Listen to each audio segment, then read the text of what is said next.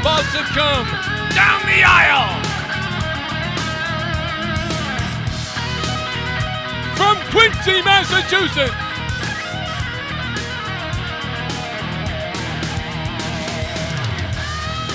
Mia. And I haven't even had a shower since last night's show yet. AEW All In is over in London. No big surprises today, other than Mercedes Moné in the crowd. I'm kind of shocked by that, gotta be honest.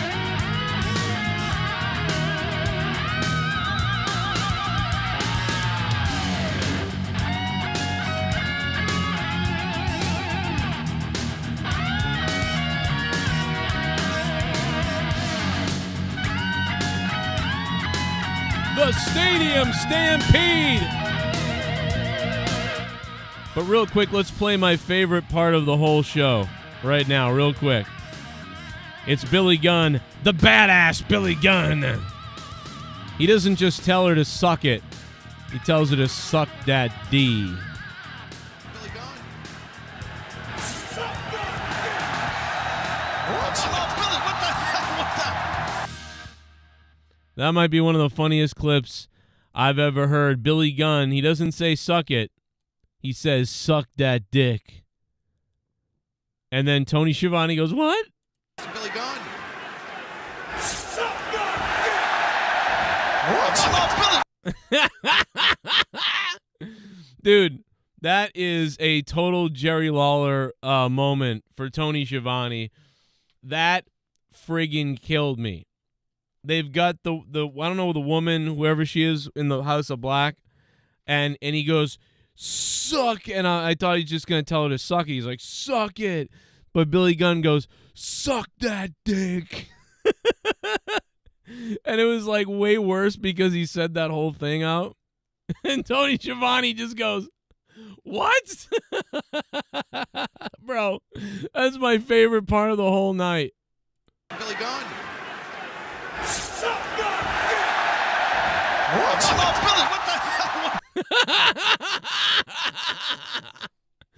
Oh my God, bro. I almost lost it, dude. Oh my God, man. I don't know. I'm sorry. The whole show's gonna be me playing that, dude. Oh my God. Gun. Suck that dick. What's up, Billy? What the? I mean, it was already great with Billy Gunn just doing that anyway, but when Tony Schiavone was like, what? Look at his look, how he looks. Gun. Suck that dick. What's up, Billy? What the hell? Oh my God. Anyway, shout out to you, Billy Gunn. Shout out to London. Wembley Stadium. You know, CM Punk and Samoa Joe went the way that remember I said this to you guys? I thought the match would have been later on. I was shocked that it opened the show. It actually was well placed opening the show, but I thought it was going to be later on. And I said, it's going to potentially give us those, not Hogan and Rock exactly, but like lower than that, but somewhat similar on a smaller scale, even though it's in front of more people. It's going to give us that Hogan Rock moment a couple of times. That crowd's going to go nuts for these two guys at some points in the match, and you'll have that like kind of old school plating to the crowd, and you know, it will feel like this big, you know, brutal battle that they'll have. And I thought, you know, it would have been like a step down from The Rock and Hogan. It was a step even further down. I think I did overestimate it a little bit, but it did give you that flavor a little bit, which is what I expected. And I think part of that was because it went on first. I thought that was crazy that the match went on first, although technically the show had already been on the air for 2 hours before this. So to the crowd, it was like, you know, early, right before the middle of the show. but to most people watching, it was the first match of the night who started watching at that point. They actually did imitate Hulk Hogan in the match. That was the most bizarre thing ever, that they imitated Hulk Hogan, especially since I would think like CM Punk probably hates Hogan, right? CM Punk probably calls Hogan like a right-wing Nazi or something, and a racist is probably what CM Punk would call Hogan. So it was weird that they dialed up the Hulk Hogan stuff. CM Punk it was weird because CM Punk was mocking Hogan or doing the Hogan stuff with the big boot, leg drop, doing the whole "let me hear you" Hogan stuff. And then Samoa Joe hulked up and then legit imitated Hulk Hogan. So it was very strange. Like, that was very, it worked great and the crowd loved it. And I understand why they did it, because I would have, and honestly, to me, it told me that nobody will ever be as big as Hogan or anything like that, because they were literally imitating Hogan because they weren't quite on that level. So when they heard that level of crowd, they thought of Hulk Hogan. Did you know what I'm saying? Live, call Leah. So that's how I felt about the whole thing. I got to call my mom real quick because the middle of the day, my mother's bringing stuff by. And I've got to break the news to her that, hello? Hi. Hey, call Leah and Gavin because I'm live. I just started live a few minutes ago. Okay, thanks, bye. All right, but don't come in. Don't bring anything in. Oh, fuck. She hung up on me. God damn it. My mother's here with groceries, but my mother's had this problem. She got stung by a bee like 5 weeks ago, and after she got stung by a bee, 2 weeks later, she got all these rashes all over her whole body. And then now in the last 3 weeks, she's had vertigo, like she's dizzy all the time and like gonna fall over and stuff. And she started feeling better the last couple of days and weeks. She's getting better and better and better, but she's still kind of like, it's weird how a bee sting can jack you up so bad. But my mother's 72, so, but I just don't want her climbing up my front steps with groceries, So anyway, thank you for bearing with me. So we're going to break it down right from the beginning, but let's play that clip again. This is my favorite clip of the night. Billy Gunn, instead of saying suck it to a female, he says suck that dick to her, and it's just amazing. Billy Gunn.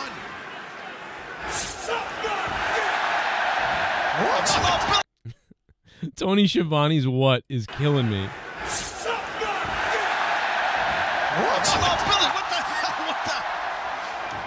hell? What?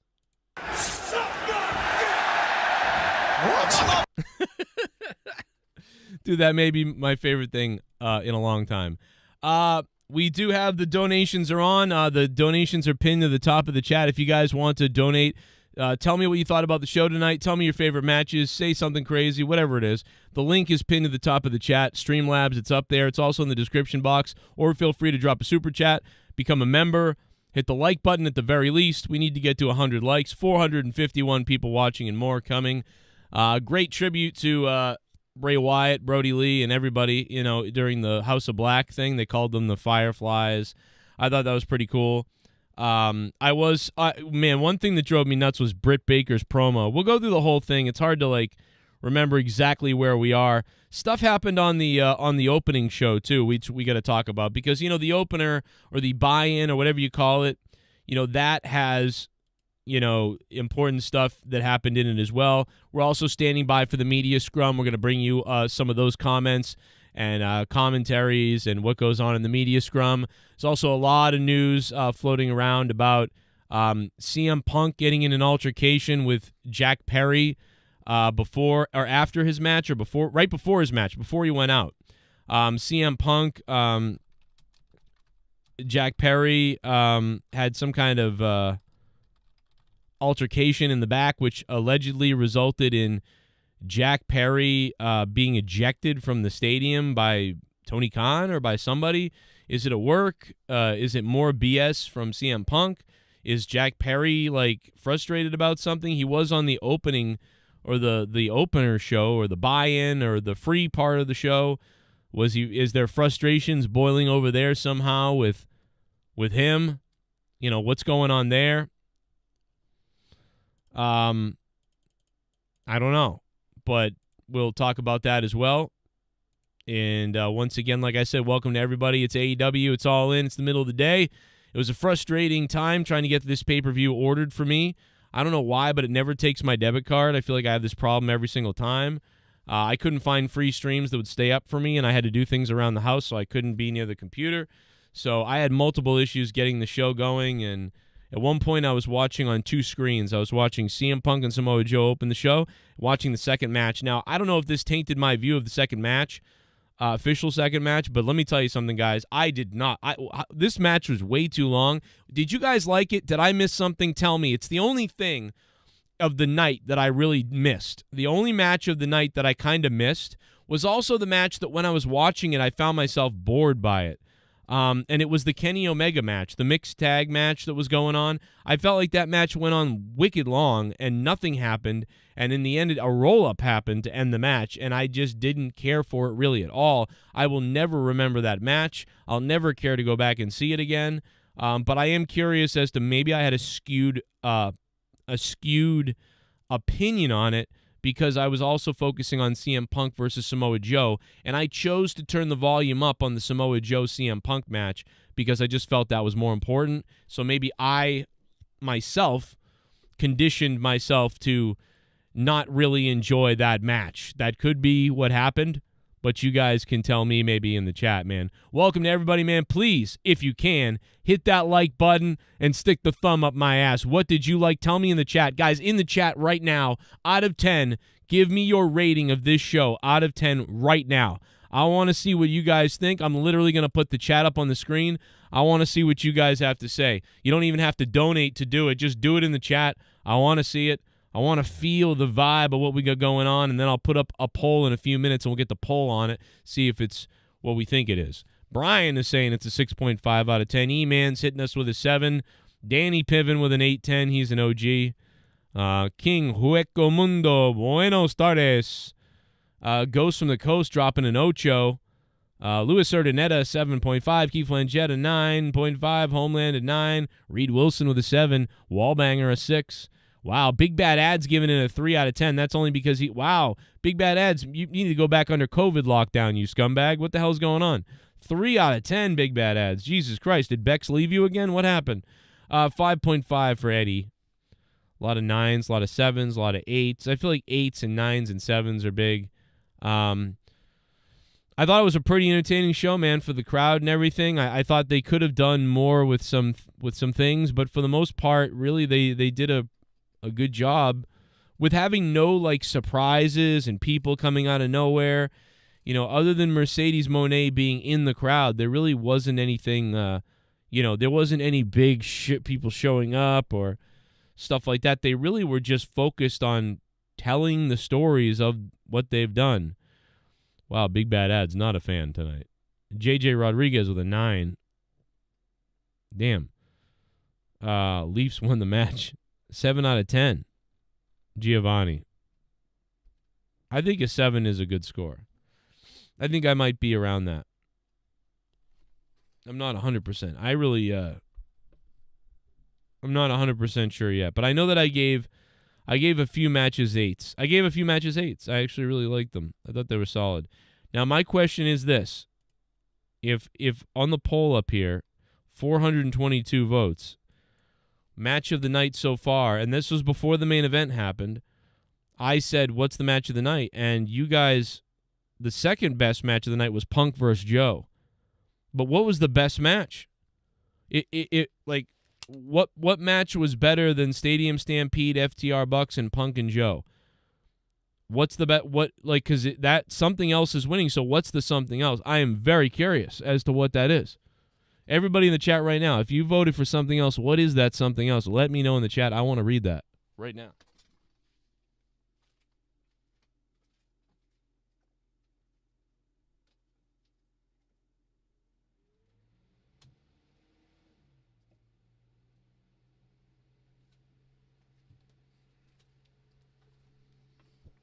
Turn my fan on. It is really humid.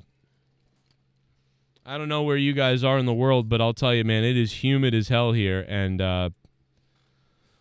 At least that's how it is in Massachusetts right now. Was it Jericho? Jericho and Ospreay. Okay, Jericho and Ospreay. A lot of people really like Jericho and Ospreay. We got the answer to Edge. Edge was not here tonight. So apparently that stuff about how his contract doesn't fully expire until September is probably true. Moxley, dude, when Moxley had the skewers in his head or whatever it was, they were in his head, and then they just slowly sprinkled off and blew off his head. Like, that looked crazy. If anybody, like, made a gif out of that, like, good Lord. Nerdy blowing up in Discord. What's he, losing his mind? Nerdy's losing his mind in Discord. I'll have to be in there in a minute. AEW all in was, seems like it was mostly positive.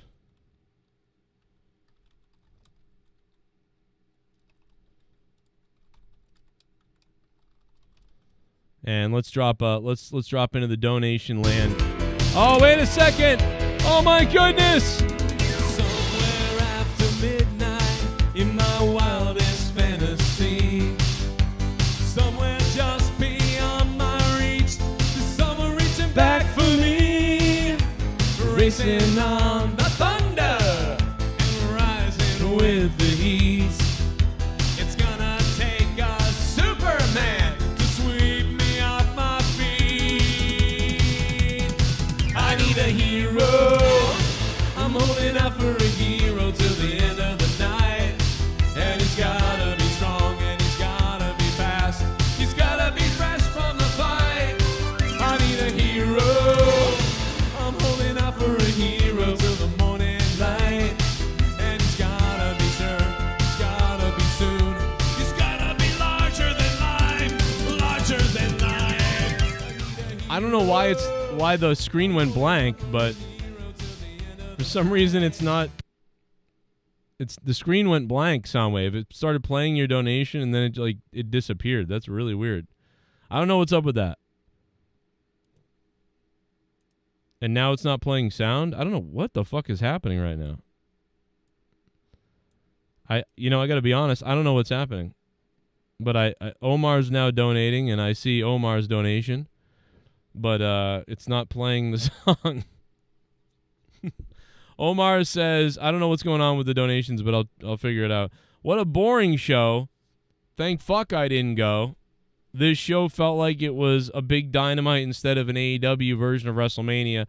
No buzz, no surprise, no nothing. 5 weeks of Cole and MJF led nowhere. Jericho trying to be Freddie was cringe as fuck. Lazy cunts. Wow. Now, I thought it was a pretty good show, but I do think it was in a, like, enclosed sort of scale, right? Like, it was in a very AEW Dynamite window. Like, everything that they had built and talked about, all the stories were those. Like, there wasn't some outside thing, or there wasn't something big revelation that was going to happen at this show, apparently, so that's the thing. If you were looking for that, you weren't going to get that, I guess. So it was to its own self, and it was basically exactly as advertised, with no other, add-ons or things that you would expect. Yo. This is Philly. There it In is. this city, we so pretty. In this city, yeah, we so pretty. Omar, In this donation. city, in Philly, yo, we might eat our own shitty. In this city, we're so pretty. In Philly, yeah, pretty. In Philly, we might eat our own shitty. In Philly, we're pretty. Yo, this whole city, we're gritty. Yo, we might eat our own shitty. Yeah, eat our own shitty. So she chose to use the Hart name in wrestling. Why would she do that? Real name. Why you?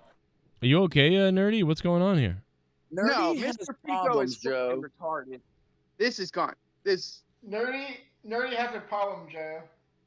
What's your problem, Nerdy? has Julia fucking Hart. Hartism to the 8th degree. Why is she stealing the Hart Foundation gimmick and the name? Julia Idiot. Hart? Julia Hart. Because her name is she She's the one? not- She the one that badass Billy Gunn told to suck it? Yeah. Yeah, exactly. Well, the he didn't. hottie. He didn't just say suck it. He said suck that dick. Listen to this.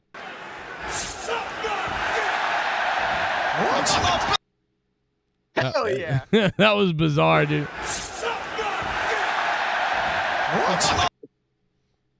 Uh-oh. So what? So what? You don't Well, like that she's stealing the gimmick? How's she doing that? So Pico Boulevard said that I could, if my real name was Mr. Dude. Undertaker, I could go and wrestle as Undertaker because it's No, my that's real not- name. Oh, Christ. There's more Yeah, to it than no, that. that's what you asshole. said. If my name was John Cena, I could go wrestle as John Cena because that's my God-given name. And I said, no, you can't steal a name from an established wrestler or a foundation, which is the Hart Foundation, and get the clout from that and not expect there to be some repercussions. Okay, but King Hueco says she was trained by the Hart Foundation. Okay, and if she was, and that's something that was brought up, I said, Well- and they gave her the gimmick, then I think that's okay. But Not when according to we're Wikipedia. But when we look it up and it says that she's not trained by the Hart Foundation, that's where I have an issue. You got Would a lot you of issues. agree, Joe, that if she had no ties to the Hart Foundation, she shouldn't be using that name? I mean, if it's her real name, then I don't have a problem with it. Really, I have more of a problem Okay. with Brody King. I have more of a problem with him. Okay, so if my name was John Cena, you would have no problem with me wrestling as I would John say, Cena. yeah, we've got to change that name. Your name's gonna have to be John something else. yeah. That's what John. You just contradicted yourself. No, I didn't. You don't realize that? No, because Okay. because Why not? I'll tell you why. Because Julia Hart, the name isn't the same. The Hearts, there's a lot of Hearts, so it's not like 100% synonymous with whatever. Now, if her name was Wait, Bret whoa, Hart, whoa, if her name was Bret Hart, yeah, we're gonna have you change your name. So you don't think the Hart Foundation doesn't exist in the lore of wrestling to you? No, they or- do, but again, it's a tag team name, and her last name is really Hart. If her name was Bret Hart, I would say you got to change that. So you wouldn't put Natalie Hart in the Hart Foundation? You wouldn't say she's a member of the Hart Foundation? If this even though girl's- she never wrestled as the tag team of the Hart Foundation. You talking about Natalia Hart? Yeah, Natalia yeah, Neidhart? Natalia Hart. She's Neidhart. But but you wouldn't put her in the Hart Foundation? I guess so. Why is this girl's name Natalia Hart? No. No, I'm bringing that up because her name, although her name isn't exactly Hart, she earned the Hart Foundation clout. Does that make sense or no? Yeah, okay. It's got nothing to she do was. with the Hart Okay, Foundation. okay. What did So she? you're working with me. What did okay, she do? so What did she has- do that was Hart Foundation tonight? Julia Hart, when I saw her, I was like, oh, that's cool. A member of the Hart Foundation is wrestling in AEW. That's sick. And it turns out she has no tie to the Hart Foundation.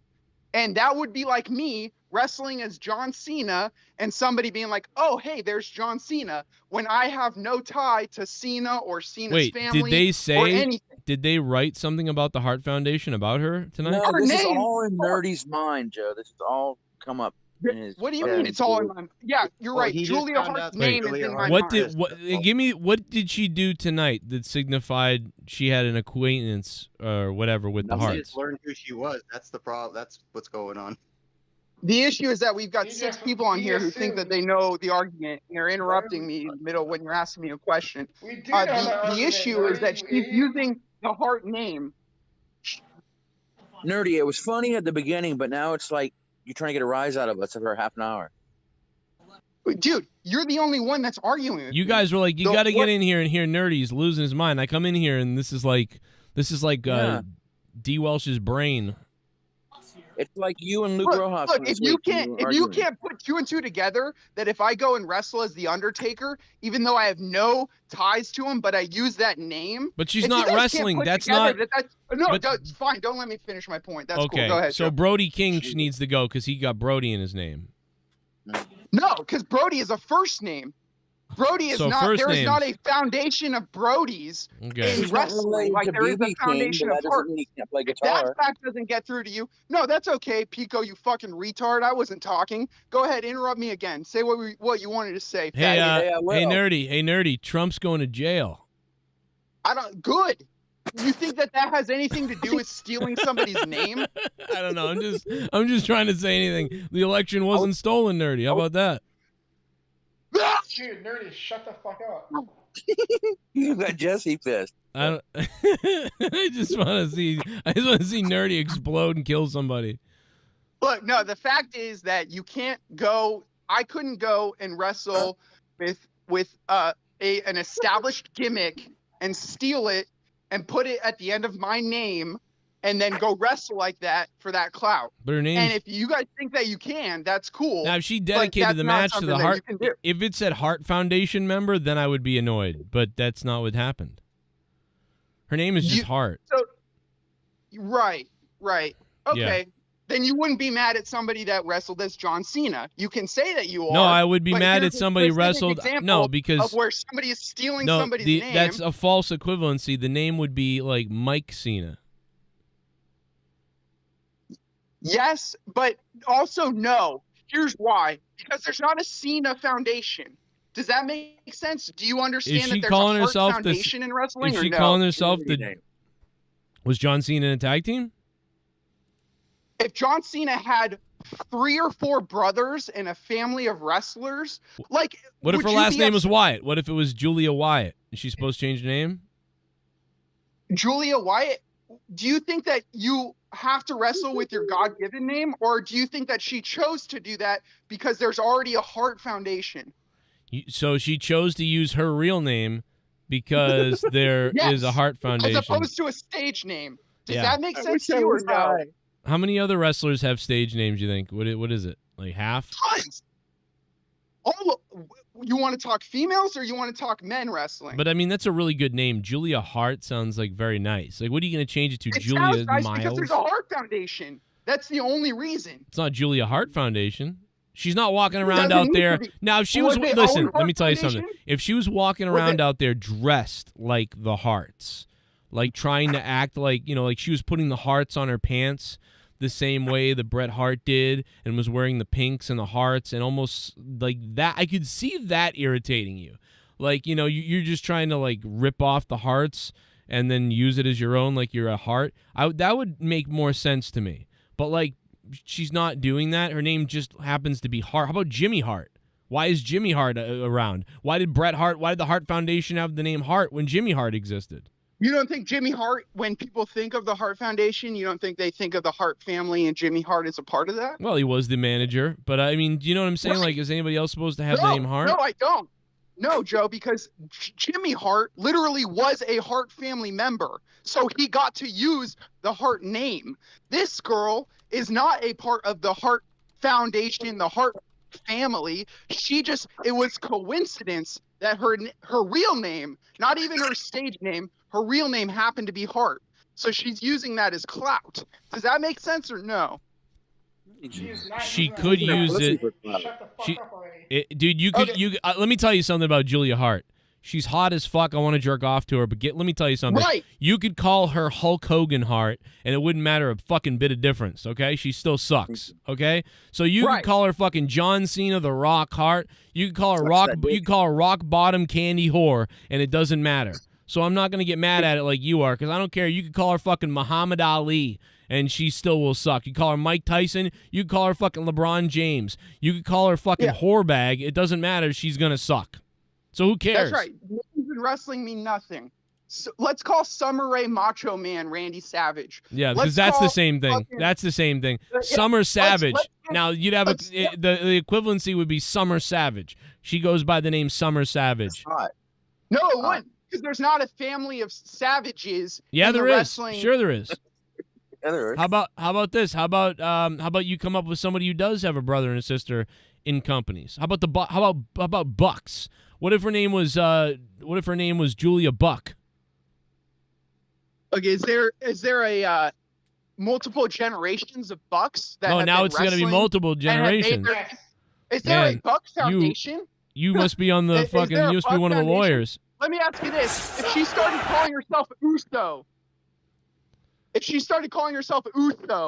and Julia Uso. or maybe what about fucking Uso's not a Polynesian? real name.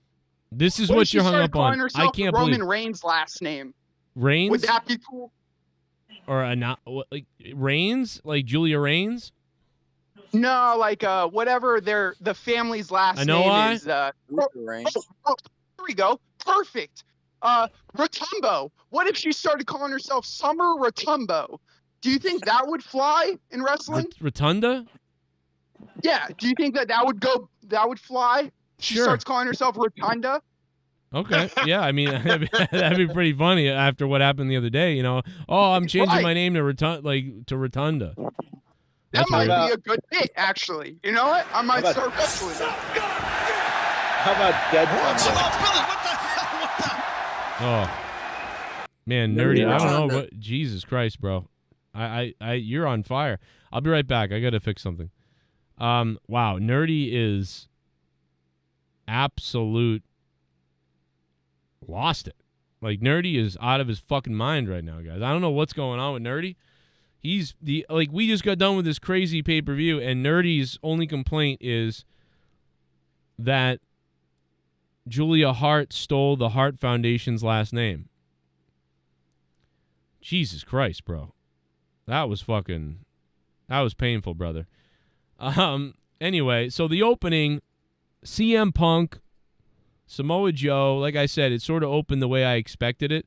I talked about this comparison to The Rock and to Hulk Hogan and everybody. And it was reminiscent of that, I thought. Not as big, obviously, not even close, really, but it was a little bit. But I did think it was weird that they mocked Hogan. And we should ask Nerdy about that. How about them literally stealing Hulk Hogan's gimmick? How were you okay with that? Let me go back in there real quick. Hey, Nerdy, really quickly, I'm back, Can you Nerdy. hear me properly? Hey, Nerdy, what did you think of them stealing Hulk Hogan's gimmick then in CM Punk and Samoa Joe's match? Did you get angry at that too? Hold on, I want to hear Nerdy's side of the story. He's trying to explain to me. As long as he explains it as he all said. right, I'm out of here then. But let's go ahead and let's see what the donation says. Spectral Citizen, thank you for becoming a member again. Spectral Citizen becoming a member 29 months in a row. 29 months in a row for Spectral Citizen. Thank you, sir. Appreciate that, bro. Hope you hit the like button if you can. We have over 100 likes, but we have 470 people here. We need about 300 likes or babies will be choked out in Afghanistan. So please hit the like button for all the babies out there. Thank you. Much appreciated.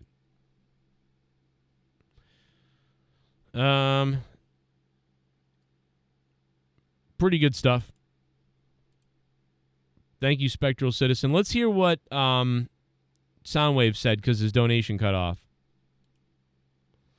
Why the fuck are the alerts not fucking playing, man? What the fuck is going on, dude? Oh my god, bro. What the fuck is happening right now? Oh my god, bro. This is driving me fucking nuts, dude. What is happening right now?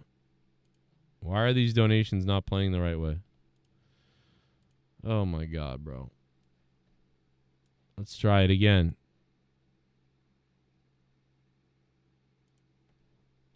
Okay. Midnight in my wildest fantasy, somewhere just beyond my reach, there's someone reaching back for me. Here's one. Racing on the thunder and rising with the heat. It's gonna take a Superman to sweep me off my feet. I need a hero. I'm holding out for a hero till the end of the night. And he's gotta be strong and he's gotta be fast. He's gotta be fresh from the fight. I need a hero. I'm holding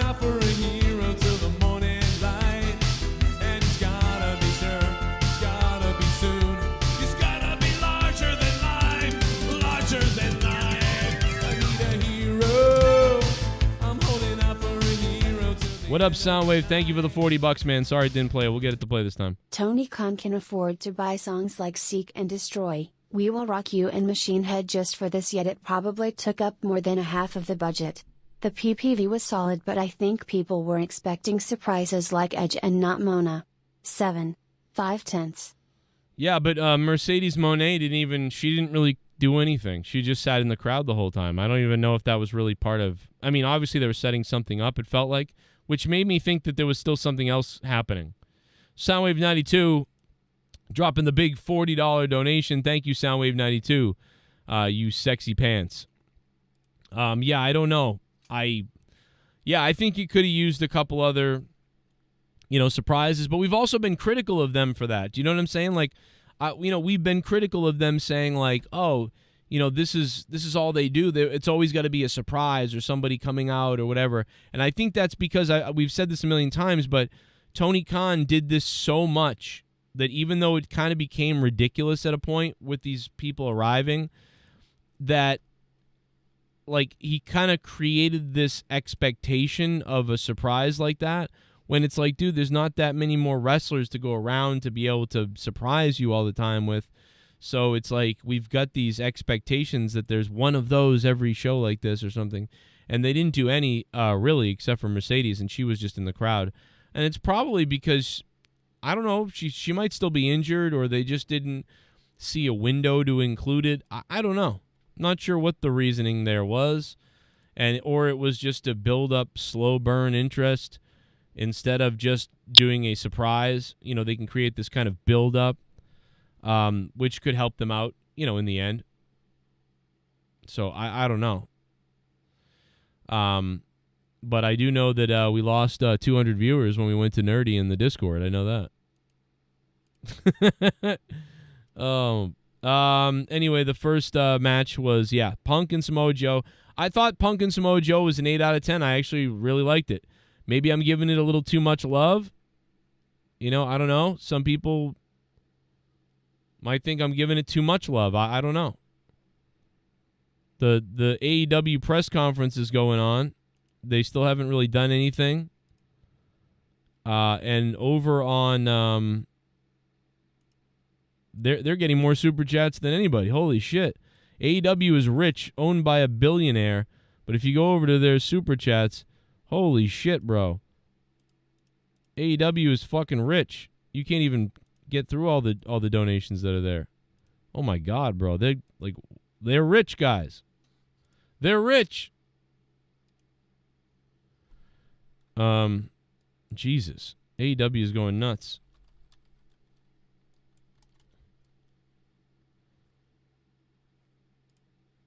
Let's chime in and see if we have any good takes yet. Nope, there's still Tony Khan. Just 3 people lost their lives in a senseless tragedy in Newtown and Jacksonville, and I'm very sorry. And for everybody near and dear to those people, I'm so sorry for your loss. And everybody in Jacksonville, I think we can all hopefully come together and agree there's no place for that in this world.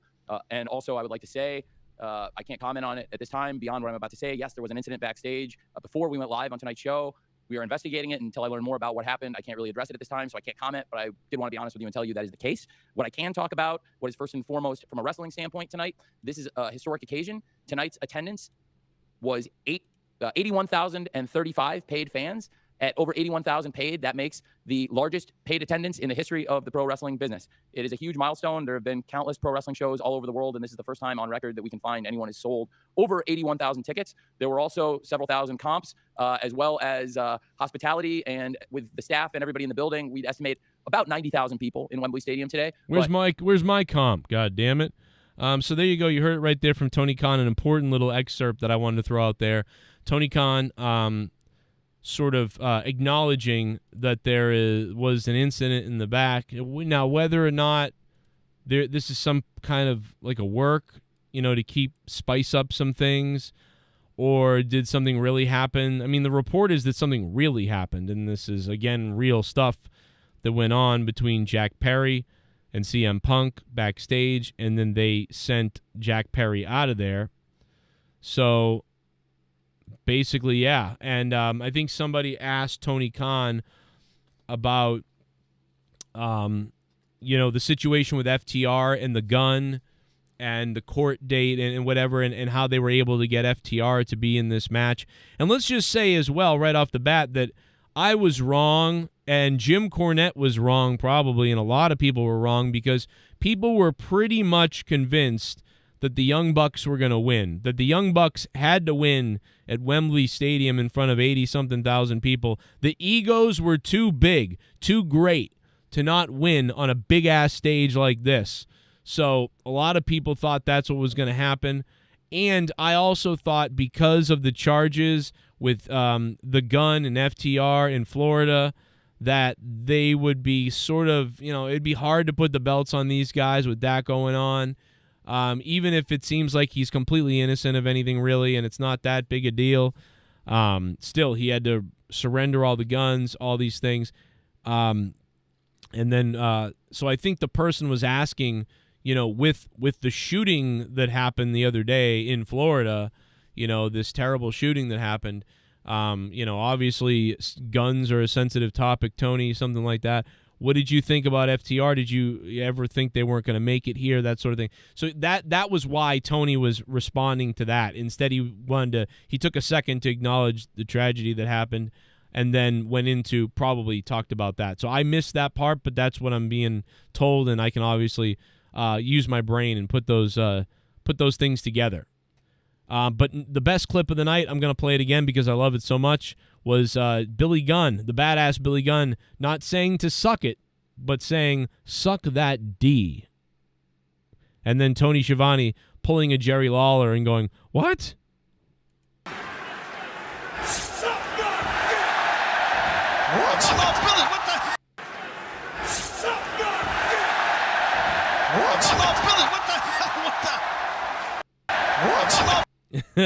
Dude, Tony Schiavone's what right there is straight out of Jerry the King Lawler. And it was the perfect response, because I felt the same way. I was like, what the hell? Because I thought he was going to say suck it, but he's like, suck that dick. Gunn.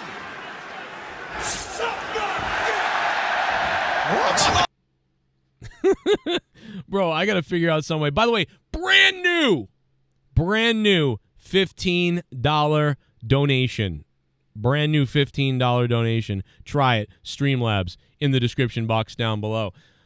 Everybody's here, and I do want to put Soundwave up on the screen right now because Soundwave absolutely crushed it. I'm going to go back to Discord in a minute, but that was just awful in Discord a minute ago, so I had to leave that. Soundwave 92. Thank you, bro. That is the top dono of the stream, bro. Thank you, sir. Let's put him in green. Let's get him in green. Let's get him all sexy.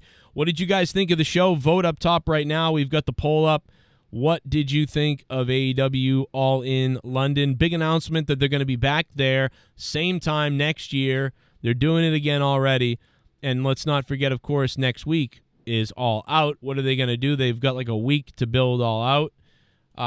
Feels like they can do, it's almost like a Payback or a Backlash WWE style, but a week later. It's almost kind of has that vibe in a way, doesn't it? It's kind of, I don't know. I feel like it's sort of that type of thing. You know? Soundwave 92 dropping the 40. Thank you, Soundwave. That is the top donation of the stream. And we will go back to the Discord in a minute. So, again, Samoa Joe, CM Punk, I gave it an 8 out of 10. The Kenny Omega mixed tag match with Take a Shitta and all those people, I did not like that at all. I gave it like a 6 out of 10. I was not interested. Young Bucks and FTR, I gave that match an 8 out of 10. And then, dude, the Stadium Stampede was brutal. The Stadium Stampede was friggin' downright brutal. Moxley, at one point, had those fucking things sticking out of his head. And the way that they broke up all over the place, like, it was nasty. There was a lot of nasty stuff going on all over the place. Blood everywhere. It was brutality in the Stadium Stampede. Crazy. Chaos. And I enjoyed it.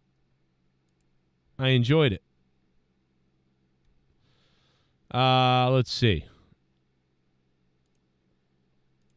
Thanks for voting, John. We got We got 438 votes so far, so let me just check it. I love the fireworks, too, by the way. I thought that was great. Crowd was obviously awesome in London. Only 6% of you said the show was terrible. 38%, it's amazing. And good, 44%. So overall, a thumbs-up show. About, what is that? 42 plus, yeah, well, yeah, so about pretty good stuff. I mean, that's a very high score, you know what I'm saying? That's what, 82%, am I right? 38%, 44%, that's 82, right? 82% thumbs up. So 82% of you guys gave the show a thumbs up. Pretty definitively there. Yeah. It's close to that. I was a little bit off, but yeah. Because 17% gave it a thumbs down, so that'd make it 83 at this point. But yeah, so really, I think a success overall for AEW. I mean, could it have gone up a little bit higher to be a bigger, amazing score? Yeah, I think if somebody had shown up, somebody big had shown up, and something had happened. I thought Chris Jericho and Will Ospreay did pretty good. A pretty much win is what I expected, which was mostly Ospreay kind of doing crazy maneuvers and crazy stuff. Do you know what I mean? To help the match, and Jericho's older, and that match went exactly how I thought it was going to go, pretty much, and it was nice, and it was funny because Jericho sang his own theme, and it was like, I was saying to Leah because she was watching, and she's like, he's out of breath by the time he gets to the ring from singing his song. I'm like, she's like, how's he going to wrestle? And I was like, I bet wrestling's easier. I bet you Jericho had an easier time wrestling than trying to sing his theme song coming down into the ring. I think that's harder to do. It's a pain in the ass to walk down the ramp into the ring while singing. It really is. A lot of tributes to Terry Funk tonight. And all kinds of stuff. Britt Baker with a fucking heartless, gutless promo. I'm so sick of the women's division in AEW. It makes me sick. I'm going to explain why, because Britt Baker cut a promo before her match today at All In. And it's like, why would someone rise to the occasion when you're champion? So you lost the belt when the division was down, and of course it's a promo about the division. And I said, shut the fuck up. So annoying. All women's promos. Division this, division that, division this. Shut up. Britt Baker was like, I was on top. I was the champion, and nobody would step up, and I let my guard down. And now this division has turned to shit. Stop saying that. Why do these fucking women do this? It's not about the division. It's about the AEW World Championship, the women's world title. That's what matters. It doesn't matter about the division. I hope the division sucks. I'll stay champion. Do you know what I mean? Why wouldn't your promo be, I should have never lost that belt because no one else could ever step up and do what I did, and they still haven't. Once I get it back, I'll probably never lose it again. You know what I mean? I was on top of the world. I was winning number one wrestler, number one this and that and the other thing. No other woman has done what I did, so when I'm champion again, all will be right with the world. But she instead was like, oh, the division. It's just it's a stupid promo, and I'm sick of it. Stop talking about the division. It's so retarded. The women in WWE do it. They do it everywhere now. They're all copying each other. I'm going to make this division the best ever. How are you going to make it the best ever if you're champion? Your whole existence should be to be the champion. And by you being the champion, who gives a shit about the division? Who cares? That doesn't matter. What matters is the belt. But to women in women's wrestling for the last 10 years, all that matters is the division. Why are you talking like that? You're talking about the women's division because you're obsessed with it, because you're also telling everyone there's divisions. You're saying that there's a men's class and a woman's class, and it's a lot different. Do you know what I mean? You don't hear the men. Do you ever hear the men coming out?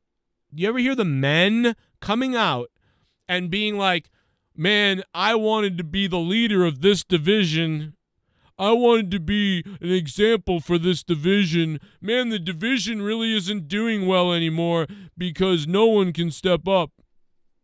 No, you don't hear that from men, and you don't hear that from almost anybody. Sometimes you hear it from the tag team people, and that drives me nuts too. The men in the tag teams do it too sometimes. We wanted to propel the tag team division to the... It comes from basically like Vince McMahon not pushing the tag team titles or the tag team division or the women's division. So you're actually bringing in the behind-the-scenes smarky stuff into your actual promo about the division because you have a complex. You have an inferiority complex about your division. That's why you're saying division. Don't do it. When you talk about the division, somebody please play this for the women. Somebody record this, what I'm saying, and play it for the women. Play it on Twitter. Play it everywhere you can, and play it so that they see you need to stop saying the fucking division thing. Stop it.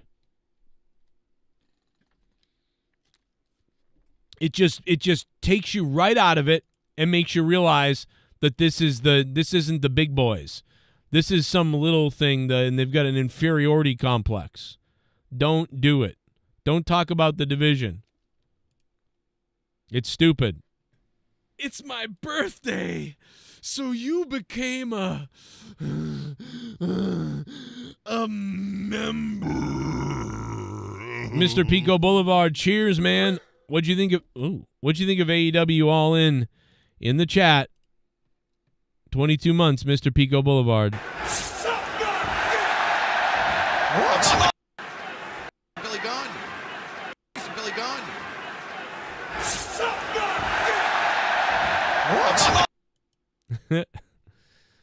Oh, my God. Thank God we got that clip. Oh, I have another clip, too. Jim Ross thought Freddie Mercury was alive. Anybody hear that? Young Bucks with an homage to the iconic, the inimitable Freddie Mercury. But he's not here, right? No, unfortunately, Freddie Mercury passed away a number of years ago. No. He's here in spirit. Now, somebody said that JR said, yeah, I know. But it's like, well, why did you say that? So, like, Jim Ross randomly either didn't remember that Freddie Mercury's dead or didn't know who he was, or Jim Ross made a joke about Freddie Mercury being dead. Like, that was very bizarre. Young Bucks with an homage to the iconic, the inimitable Freddie Mercury. But he's not here, right? No, unfortunately, Freddie Mercury passed away a number of years ago. No. He's here in... He passed away like 1989 or something. Alexa, when did Freddie Mercury die? Freddie Mercury died on November 24th, 1991 at the age of 45 years. Alexa, stop. Okay, Freddie Mercury died in 91. I thought it was 89, but I was close. But Jim Ross thought he might be there. So, Alexa, stop. Alexa, stop. Go to hell. I grew up I don't know. going to church. Hey. I'm back. Sorry, I'm back. Did you talking about religion and float trips? All right, I'm gonna leave again. No, did you happen to hear when Jim Ross thought Freddie Mercury was alive? No, Yes. but that's sad. That's the man. Young Bucks with an homage to the iconic, the inimitable Freddie Mercury. But he's not here, right? No, unfortunately, Freddie Mercury passed away a number of years ago. No. He's here in spirit. Now, JR did laugh there and say, I know. But it was like, so wait, were you making a joke that he's dead? Like, what? Why else would you say, like, he's not here, is he? Like, What if he said that for Bray's tribute? Yeah, what if you said that for Bray? They were like, oh, what a tribute for Bray Wyatt. The Fireflies are here, or whatever. And JR was like, he's not here, is he? No, he died a couple days ago, Jim. He died of AIDS, right? Oh, see, that's the level JR was on. Like, it was weird. JR is Joe Biden at this point, guys. Imagine he was laughing. I really like to think he was laughing like that homo died. Yeah, it's almost like he doesn't like it was a shot at, I don't know, man. It was weird. Whatever. I mean, I'm sure some weird website will make a thing out of it saying like Jim Ross, like whatever. But nothing was better than Billy Gunn telling that Julia Hart that fucking nerdy can't stand to suck that dick.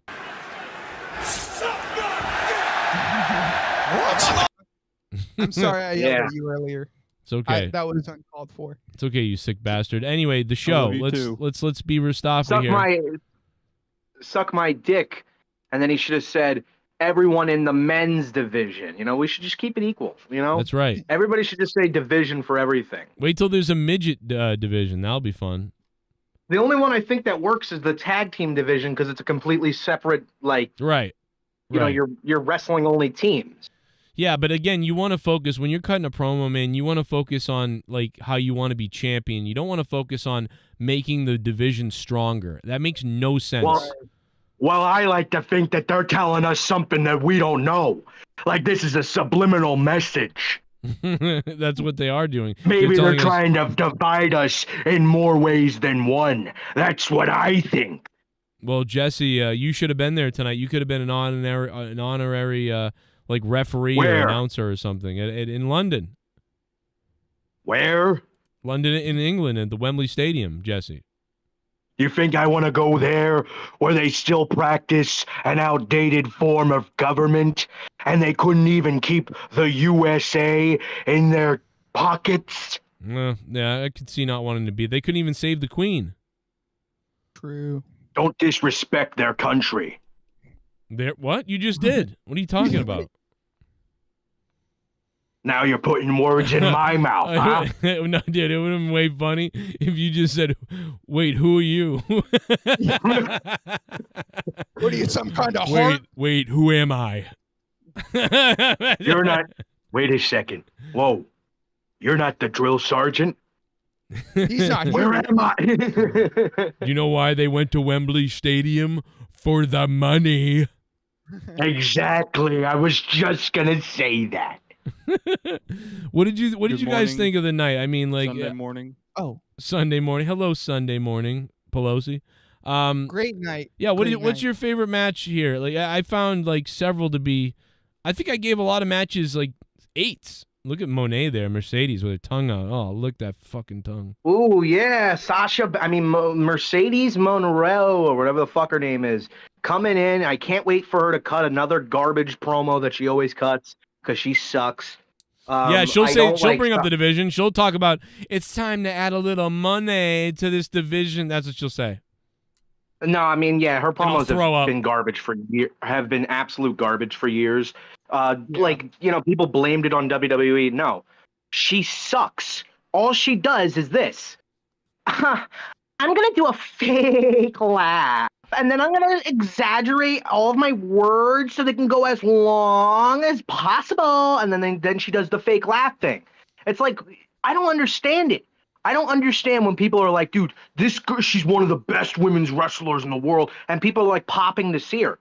Her promos are garbage, and I haven't seen like a fantastic match from her in forever. Here's the thing. I just don't understand it. When she was good in NXT, listen, and I've said this a million times, I'm only going to breeze over it, but the bottom line is I've only bought one, actually now 2, but originally I'd only bought one piece of woman's gear ever. I bought Sasha Banks, her T-shirt, and her glasses. I bought them because I loved her in NXT. She was good on the mic as a heel, kind of. She was like decent. She was decent as a heel on the mic, and then she had good matches in NXT. And it was more, but it was always her presence. It was always the entrance. When she came out with that entrance as a heel, and it was like she was riling everybody up, and she felt like a queen or something. It was amazing. So her entrance and presence was number 1. Number 2 was her wrestling, and number 3 was her promo. Her promo was always just whatever, but like you got it. But now, what I'm noticing now is everything is her presence, although I don't think it's as good as it used to be. Her presence is everything. Her promos are kind of meaningless, and her wrestling has taken a step back. So you're seeing somebody who was in NXT, I believe, to be an 8 out of 10 wrestler, and who came up to the main roster and ended up becoming a kind of a 7 or a 6 wrestler. I think everybody just assumes because she went to the main roster, they held her back. No, dude. There are a lot of people who were on the main roster that got better. Becky was way better on the main roster than she was in NXT. So, right, because I was angry. Do you remember when Becky got called up? I was angry because they were giving Becky all this stuff. They didn't give it to Sasha. They gave all this stuff to Becky and surpassed Sasha. And I was like, why isn't Sasha getting all this stuff? It took years for Becky Lynch to get over on the main roster. You guys are forgetting when they brought the 4 horsewomen up, or no, Nerdy, you're right. But real quick, they bought into Becky quicker though. The Office did than Sasha. Really. They pulled the belt off Sasha every time. What? They tried. Well, Sasha was still champion, and I think they had plans for her still. And, I mean, Sasha went in and won the title almost like a year after. I mean, Becky... Oh, wait, actually, you know what? Becky did win around the same time. She won after Sasha did. She won at Backlash 2016. That took place on 9/11. So, you know...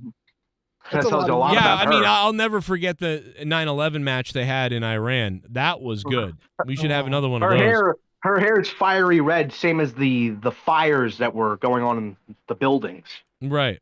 Oh God! Well, you want to know something? I don't think that was enough to bring those buildings down. If only the Twin Towers had a near fall instead of a real fall.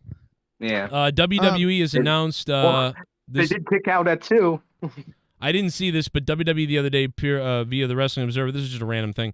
WWE has announced that all net proceeds from Bray Wyatt merchandise sales will go to supporting his children and his fiance, JoJo, in the wake of his death. So all the merch bought from Bray Wyatt will go to his family. You think his ex-wife's still getting paid alimony? Well, that's the problem. Yeah, because they've got to be dividing up funds to the kids. That guy, I bet he died just so he doesn't have to pay me. That's probably what she said, yeah. She's probably like, of course, everyone's sorry for him. Ah! I'm just pissed they copied WrestleMania 8 with Piper and Brett. That sucks. Everyone said that was going to happen, and then it was. But they didn't. But I don't believe they fully copied it, because I've seen in other matches them do this sort of thing. And they literally copy it. They do the exact thing. They do the ring bell or a chair, and then the guy literally does the Bret Hart off the ropes, the thing where he pushed off the sleeper into a pinning combo. So they did do it. You're right, and everybody said that would happen. Interference. Piper and Bret didn't have interference. That's the biggest difference. They really poured on the story. I guess my thing was, I underestimated how much they would really make this match more of a story than a match. Yeah. It wasn't really about but why I like Piper and Roddy Piper better in Bret Hart is because that felt like a hard fought wrestling match that at little times decisions were made to play fair, and it felt more like fluid and authentic, where this felt more like pauses and meant for story. So I like it, but I don't think I love it in front of Wembley in a way. But it worked, so what am I supposed to say? But I do prefer the way Bret Hart and Roddy Piper did it better, because that felt more like a fluid fight.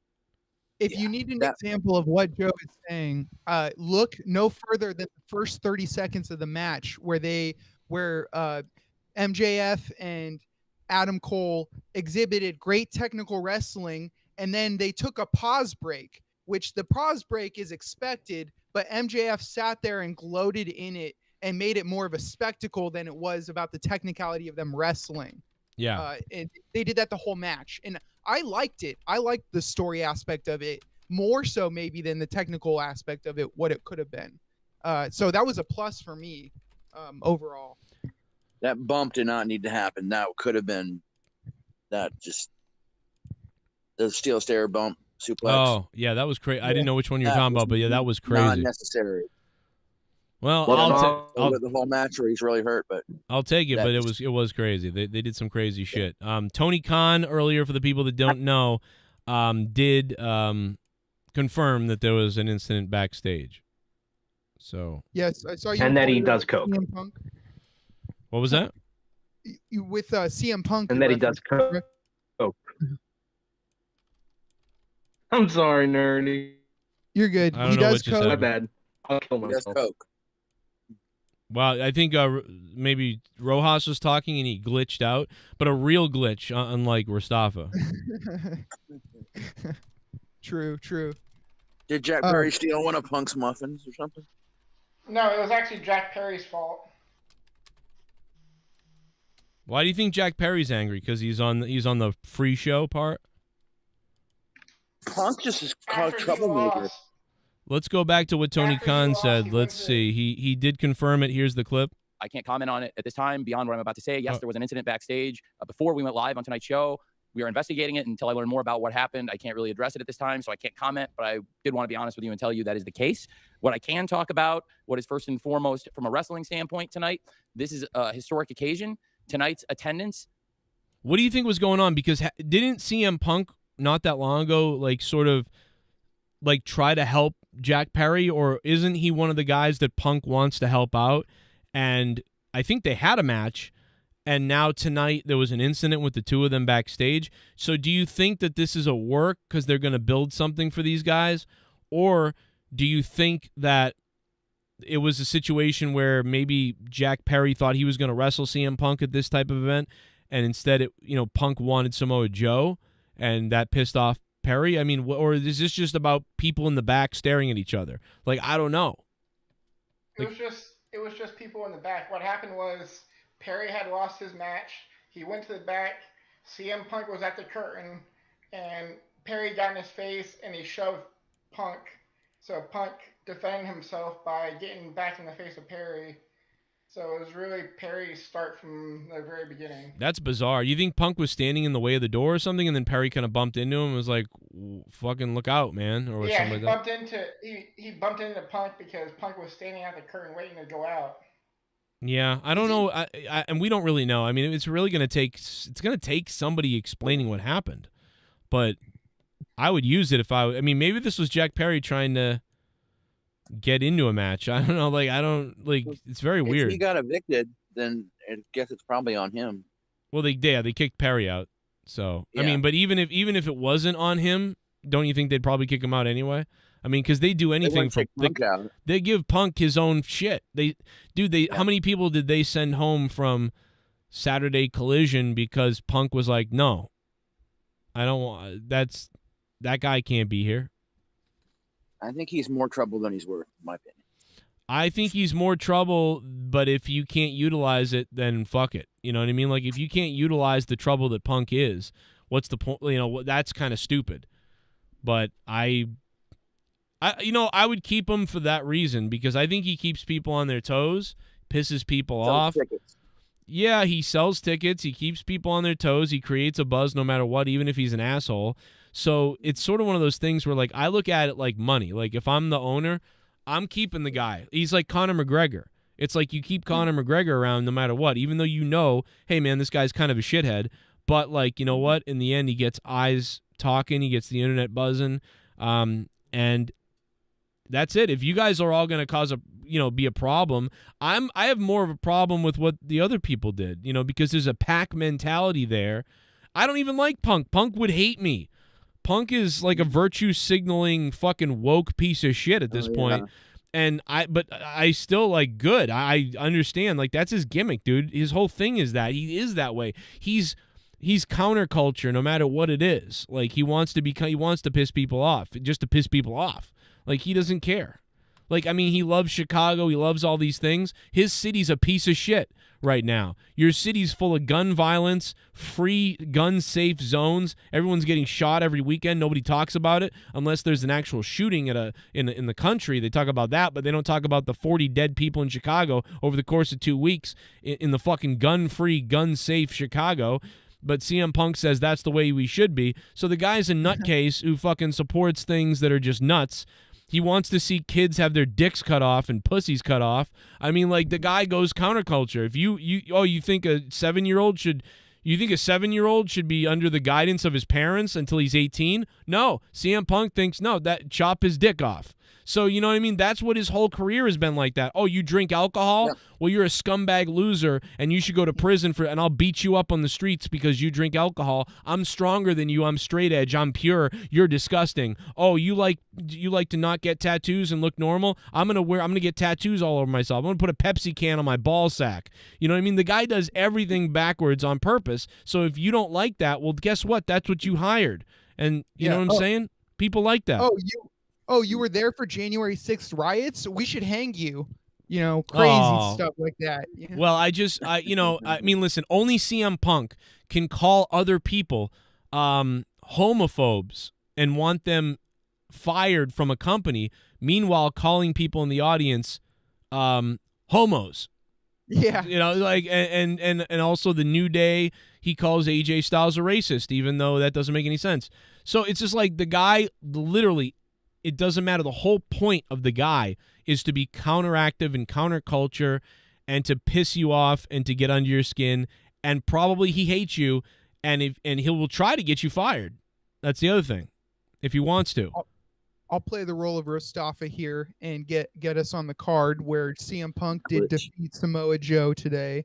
Yes. For the glitch for the real world's champion. Which I also still don't like in a way, but I understand they're setting up a story with that. But I think it's weird to have the belts that look almost the same on the show. Kind of weird. Real quick, before we get into Samoa Joe, and I know we talked circles around every match kind of at this point, but nothing really specific, so we're going to get more into it. But let's run really quickly, run through the opening. The all-in, the buy-in at the beginning. Let's run. What did you guys think of that? What stood out for you during that? I missed the Mirov or whatever, Rusev stuff with Hobbs. I missed that. I didn't see it. Renee Paquette was great. Still don't know why they're calling Renee Paquette the unbelievable or remarkable or whatever the fuck. That's retarded, but that's in Moxley's contract. You're right. That would make sense. So what did you guys? I want you to call my wife, just call her the most stunning woman ever. She just wants to stir shit up. And now let's go back to the remarkable Renee Paquette. Remarkable Renee Paquette with a great personality and is a great woman and a great mother.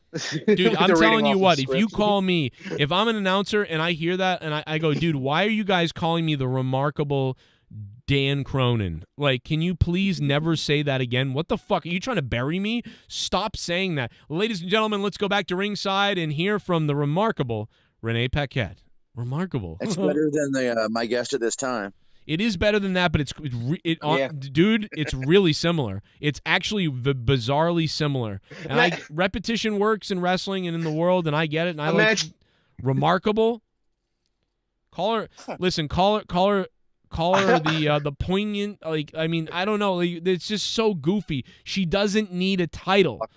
Let's go down to the beautiful Renee Paquette. You don't want to say beautiful because we don't want to call women beautiful because that demeans them nowadays in 2023. Fine, but just call her Renee Paquette. We're going down to Renee Paquette. We're going down to Gene Okerlund at ringside. We're going down to the remarkable Gene Okerlund. What? Why would you say remarkable? What's remarkable about her? Fucking retarded. Sorry, but it's right. I'm gonna keep doing it until they stop doing it because it makes no sense. I'm angry. Are there donations? Maybe not. If you guys want to donate, the link is in the chat up above. Feel free to drop a donation and let me know what you thought about this show tonight. Here comes one. Keep Brad Maddox and Xavier away from Paige's new belt. I thought the same thing. I also thought about her family in an orgy with her, which is weird. I'm sorry, and I apologize to the Knight family, but I couldn't help it. Beautiful family, though, to be honest. I love them. I was happy for her later on. But anyway, so yeah, opening, Jeff Jarrett comes out. That was the point where the first time I really gave a shit during the opening was Jeff Jarrett came out and they did this goofy thing where he was like, England sucks, America, I'm from fucking the South. I've got a guitar, fuck you all, you bunch of fucking wankers. And then Paul White came out with a couple of guys from sort of England, not really, but and then they beat them up, and then the guitar gets broken over Jeff's head. Fine, that was a nice little thing at the beginning. Not a lot else happened other than after that, I think there was a match with who was it? Somebody that I don't. It was actually the MJF and Adam Cole had their Ring of Honor tag team match in the pre-show. They defeat the Aussie Open, who come out to a pretty good cheer, but their cheer was nowhere compared to MJF and Cole's ovation that they got. And it's a pretty good match. They ended up losing, which surprises me even now. Well, I think they had to put the belts on MJF and Cole to like further put them over and further complicate the story. So they really used those Ring of Honor titles. But also you saw the Kingdom come out later at the end of the night with Roderick Strong. So there's clearly going to be a clash with the Kingdom coming up. So we'll see what happens with that. I'm glad to see the Kingdom on the main stage, though. Now, is Mike Bennett with the Kingdom, too? I didn't see Mike. Was Mike there? Yeah. I missed Mike, man. Shout out to Mike, bro. Him and Taven. Oh, him and Taven were. I saw Taven, but I wasn't sure if Mike was there. So yeah. I just want to say, man, super happy for them to be getting some recognition. I hope they get to move up at some point. I've obviously grown up with those guys and being local here, and fucking Matt Taven was my neighbor. So, I mean, like, it's pretty cool to see Matt. Whenever I see Matt, I've seen him do a lot of things. I miss calling his matches. He's a fucking cool, nice person, and so isn't, Mike. But him and Maria, I think they just work great together as the Kingdom. It's the best. It's the best for all those guys to be together, and they'll probably get some kind of run, even though they could go for trios. But so that's what I think they're setting up, and probably the Kingdom will I would think at some point the Kingdom's going to get those belts off of them, because they do got to get the belts off them at some point, right? To further Ring of Honor, even though I don't give a shit about Ring of Honor. How long ago was it that Mike Bennett was on doing his stuff on Raw with Maria? It was 3 or 4 years ago now. With the Roses, man. I think 4 years ago now. That theme it's song. crazy that it's so memorable that even 4 years now, it's something that still comes to my mind when I think of his name. They had a great theme, a great gimmick. I hate talking about it because I feel like they should have been in that gimmick for like 6 years in WWE, and they never got it going the right way. And the theme was fire. And I thought they dropped the ball on them like unbelievably. I don't know. I think they really just gave up the on revival. What? The revival? I'm sorry, I was paying half attention to someone else. We were talking about Mike Bennett.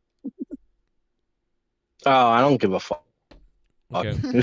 Well, nobody can hear you because your phone sucks, and you just basically interrupted the show with comments about nothing, Luke. So, like, I'm just gonna, if someone else did that, you would bury them, Luke. If someone else did what you just did, you would be like, yeah, well, thanks for adding nothing, you fucking retard. So I'm doing it to you. Mira. Not wrong, Luke. Well, fuck you. Stutter, Staffa. I miss phoning you. What a psycho he is, bro. What the fuck? I know, dude. I know. CM Punk is a whiny bitch and fucking reminds me of Vince, how Vince fucked Bray Wyatt and the company, and CM Punk is fucking some stars from being stars. MJF and Adam Cole felt more like a movie than a match. #JD versus Joe versus Punk #fuck scenes view. Thank you, Mirov. What up, brother? I think listen, CM Punk is certainly the new Hogan. You know what I mean? It's funny because he probably hates the guy, but he is kind of the new Hogan, and I don't mind that too much, right? Like, I don't mind an alpha. I do. I do not like when people get screwed, by somebody, but I don't mind if someone's being a bit of an alpha as long as stuff is fair. And I know that's kind of like a double what's standard. alpha about that? He's just he's kind of a cunt, CM Punk, He has personal beef. I guess that's better. Well, okay, all right, here's what I don't like. I like alpha, but I don't like when alphas treat some people one way and treat people the other way. And that's what Mirov was kind of saying, because Vince McMahon is like that. There's some people that if they did a certain thing, fired. Other people, oh, do it again or do it a million times. I don't care, you know. So it's like, well, what am I supposed to do? It's like grabbing the brass ring. Yeah, grab the brass ring. But what the example is this. It's not grab the brass ring. It's, yeah, grab the brass ring. But guess what? Everybody's on a different ladder of a different size. So you might say, hey, guys, grab the brass ring. Well, this guy, he's on rung number 9. He's starting on rung number 9. You're starting on rung 1. So, like, it's not all – you can reach for it. Some of the guys will be able to grab it if they reach for it. Some of the guys won't be able to grab it if they reach for it. You know what I mean? Like, so you really have to – you have to sort of stick around long enough and be as good as possible and do what you're told as long as possible. And if you do that, you may be lucky enough to have climbed a couple of rungs to when the time comes, you can reach for the brass ring. Such as Cody Rhodes. Cody Rhodes did all he could. I did the mask gimmick. I did that gimmick. I did the Rhodes gimmick. I did the Stardust gimmick. I did the gimmick. I did everything. And I think that this is going nowhere. I'm going to leave now. And that's what Cody did. And some other people, Zack Ryder. Zack Ryder's over with the crowd. He did this. He did that. He's over. Guess what? You're done. You're still not going to get pushed. We don't care. So you reach for the brass ring, but you're on rung number 3. Sorry, brother. You're done. Brian Danielson, he did it too. But eventually he kept pushing. And they said, well, you know what? He is doing pretty good. Put him up on rung number 5. But let's move on. We're going to bring Randy Orton in on but then eventually he reached again. And he got it because it was undeniable at some point and he got lucky. But that's the thing with Vince. You know, with Keith Lee, a guy like Keith Lee. They liked Brian. Keith Lee, yeah, you're going to come up on the main roster. You're the Bearcat. And Keith Lee basically quit. So it's like, how much do you want to take? How much do you want to put yourself through? And now, actually, I could be wrong. Did Keith Lee quit or did they release him? He's still there. No, in WWE. Oh, I mean, I think they released him, but he sort of like, he said when he was released later that, you know, he didn't understand any of it and didn't like it and was kind of down on it. And he basically gave the idea that he didn't put his all into it. And I think he's a good example. All in. Now he's all in. Actually, was he? Because I didn't see him tonight. But. And he almost was all in deaf. Yeah, he almost was all out. But no, seriously, like that. That was a better one. That was way better. I know that I've really kind of ragged on Keith Lee, but I do want to say, man, I'm so happy that he's alive. And Keith Lee, we do love you, bro. And Keith Lee went through some crazy shit with his heart that a lot of people don't know about and don't understand fully. And we're lucky that Keith Lee isn't dead, and I'm not kidding about that. So I don't care how much fun I make fun of him for not playing ball in WWE enough. And also WWE dropped the ball on him, and listen, WWE didn't want to really embrace him enough, although they tried a little bit, and he didn't want to embrace them either. So it was two people who didn't really want to hug parting ways, and that makes sense to me why it happened. And, you know, they gave him the U.S. belt. And with Stardust, though, Stardust was a guy who was willing to give them a big hug when they gave him a big hug, but when he was done with the hug, realized they smell a little bit, I'm going to go hug somebody else. So those are the two examples, but be that as it may, even though I think Keith Lee is delusional, I'm really happy he's alive as a human, and you know what I mean? True. Seriously. But those are some strange analogies, Joe. Yeah, I think those are some of my better ones, though, even though they were bizarre. CM Punk is like a guy where they gave him a hug and they're like, hey, here's $20 to go get a pizza. And he got the pizza, but the pizza fell down. And he's like, hey, can you give me another $20? And they were really stingy. Like, what the fuck? Like, right. Who's thinking how do you think up of these things? I liked it. I got where your head was at. I have terrible analogies. I'm not where your head was at. Let me play the one more time. I love it so much. Billy Gunn told Julia Hart tonight to suck it, but he didn't say suck it. He said suck that dick. And then Tony Schiavone couldn't believe it. Listen to this. That would have been a good feature. Dude, that is the best Jerry Lawler ever. What? Like, I mean, that was I said the same thing. I went, what the fuck? What the hell? Billy Gunn.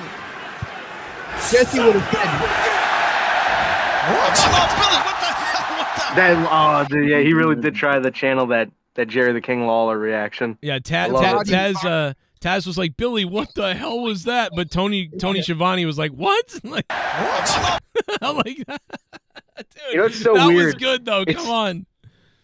It's so weird that like I forget how great Jerry Lawler was because for like when I was growing up, all he was doing was being a face Jerry Lawler, and he sucked as a face because he's like pervy to women, and he's like constantly like insulting Vicky Guerrero, calling her like an old fat bag of shit or whatever. Yeah. But then he's like supposed to be like the good guy. The thing about Jerry Lawler was ooh, baby. He was a good foil to Jim Ross. C Phoenix, thank you for becoming a subscriber. The thing about Jerry Lawler was I thought it was tough for Jerry because I was so I loved Bobby the Brain Heenan. I didn't realize how much I did until Jerry took over, and I was like, oh, this is like Hey, Bullfrog oh, is shit. a moron. Scissor me, Joe! Julia Hart got me horny today and I wanted her to get gangbanged. Wow, Mirov. Well, you should have heard what she did to Nerdy because he's about ready to kill himself over her name being Hart. Mirov, thank you for the $3, brother. I don't want to get back into it, but Please don't. I think if somebody, Luke said this earlier, if somebody came into the wrestling business with the last name of Flair, there would be an issue. And I think Hart. I think you're right. I think that Hart. You're right. Okay, you might be right. Yeah, like listen, Joe. I don't think anybody should be ever forced to change their name if they want to keep that name. But you also have to realize that this lady realizes how important the name Hart is in wrestling and is keeping the name on the hopes that if somebody hears her, like, oh, is that Bret Hart's daughter? Is that Owen Hart's daughter or whatever? Yeah. And might just tune into her match just for that. You know what? That's all I'm saying. This is a great opportunity. Julia, if you're listening, you're probably not. But if you're listening, first of all, I'll kill my wife and have sex with you. That's the first thing. Second thing is this. No, I'm just kidding. The second thing is this. Julia Hart, if you're listening, I need you to create a new angle. I want you to come out and say that you're the daughter of Owen Hart. Okay? Just come out, and I want you to say, ladies, and I want everybody to give me respect because, of course, I am the daughter of Owen Hart. Owen is always... Listen, bless his heart, my father, Owen Hart. And I know that everybody loves him and talks well about him. There's a tournament here, and his other woman, obviously his wife, that wife is involved here. Bless her as well. But the fact of the matter is this: my father, although he was a great man, he stopped at a lot of familiar places on the road, and he had another love. And then, and then they bring out Martha Hart the next week to be like, you're a lying bitch, you know that? And then she slaps Martha, and she's like, you've always known about me, and you didn't give a damn because you were angry at my dad. You never loved my dad, you bitch. But my mother did love my dad. My father really loved her. She hated you, and she would hate what you've done to his legacy out of your spite. The fact of the matter is, if he had to live with you any longer, he'd still be dead, you bitch. And they start this big angle where Julia Hart says she's Owen Hart's daughter with some other woman. How dare you do this, Martha, when you know he's watching us as he falls from the rafters up in No. the sky? Dude, let me tell you something. God. If you kept it somewhat sane, unlike what we just said, you could. Why not do that? Then you'd be happy, Nerdy. Then you'd be like, oh, this makes sense now. Yes, yes. That's Yeah, or just the whole. If you're gonna have that name, you should definitely be a heel, saying that you're related to the Hart family when you're not. Yes, I would love it. You went through the Hart dungeon. And she has no record of training with them at all. No, that'd be totally gone. Making up the names and then Aunt Sue and Stu and him just doesn't know any of them. She's so informed or uninformed about it. I think that would be the only way you could keep that name, because it's you can keep it if you want, but you're gonna have to deal with all the shit that you're gonna get for it. She could say she was conceived in the dungeon. Yes. Yeah. No. So I'm a spiritual child of the Hart Foundation. I was conceived in Raleigh, North Carolina, on a Tuesday night following a Monday Night Raw when my father, who loved my mother, bought her a house and he impregnated her.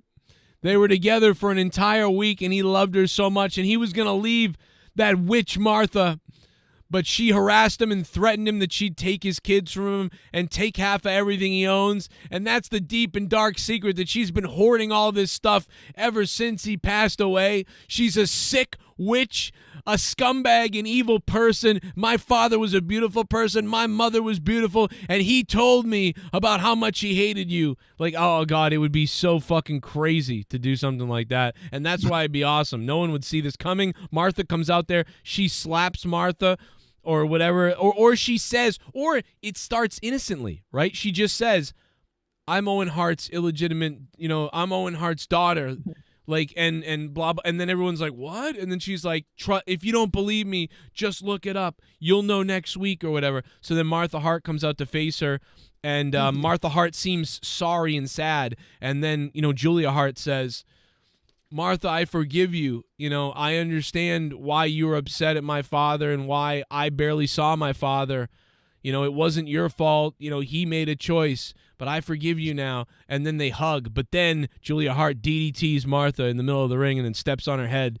And, oh, my God, it'd be great then. And then it went on from there. Photoshopped pictures of her and Owen together. Like, she's still 23 and he's like 1990, old fucking, she doesn't give a shit. She's like, my father beat my uncle in a rape and impregnate that bitch on a pole match. And that's how I was born. Jesus. Mirov, thank you for the $3. Good Lord. If you want to donate, the link is up top or super chat down below. Everybody in the chat, please hit that like button. We're close to 200 likes. I can't believe we have only 156. Like, we had 7,000 people in here today, and we got 156. That means people hate the show. I mean, let's just be honest. I need to retire. I need to retire. But no, 0 Hour was okay. I think you just need to. I think you need to stop getting derailed. Oh, that's true. We could go back onto the card. I think you need to stop bringing up people that no one even knows who you're talking about. No, I'm just making a joke that you got derailed. Well, guess what?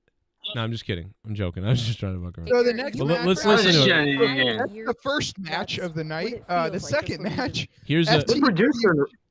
See, Nerdy's proven how great of a producer he is. Thank you. We've got Hook. And he's not lying his ass off like Mustafa. We've got Hook. I didn't glitch. Black Lives Matter.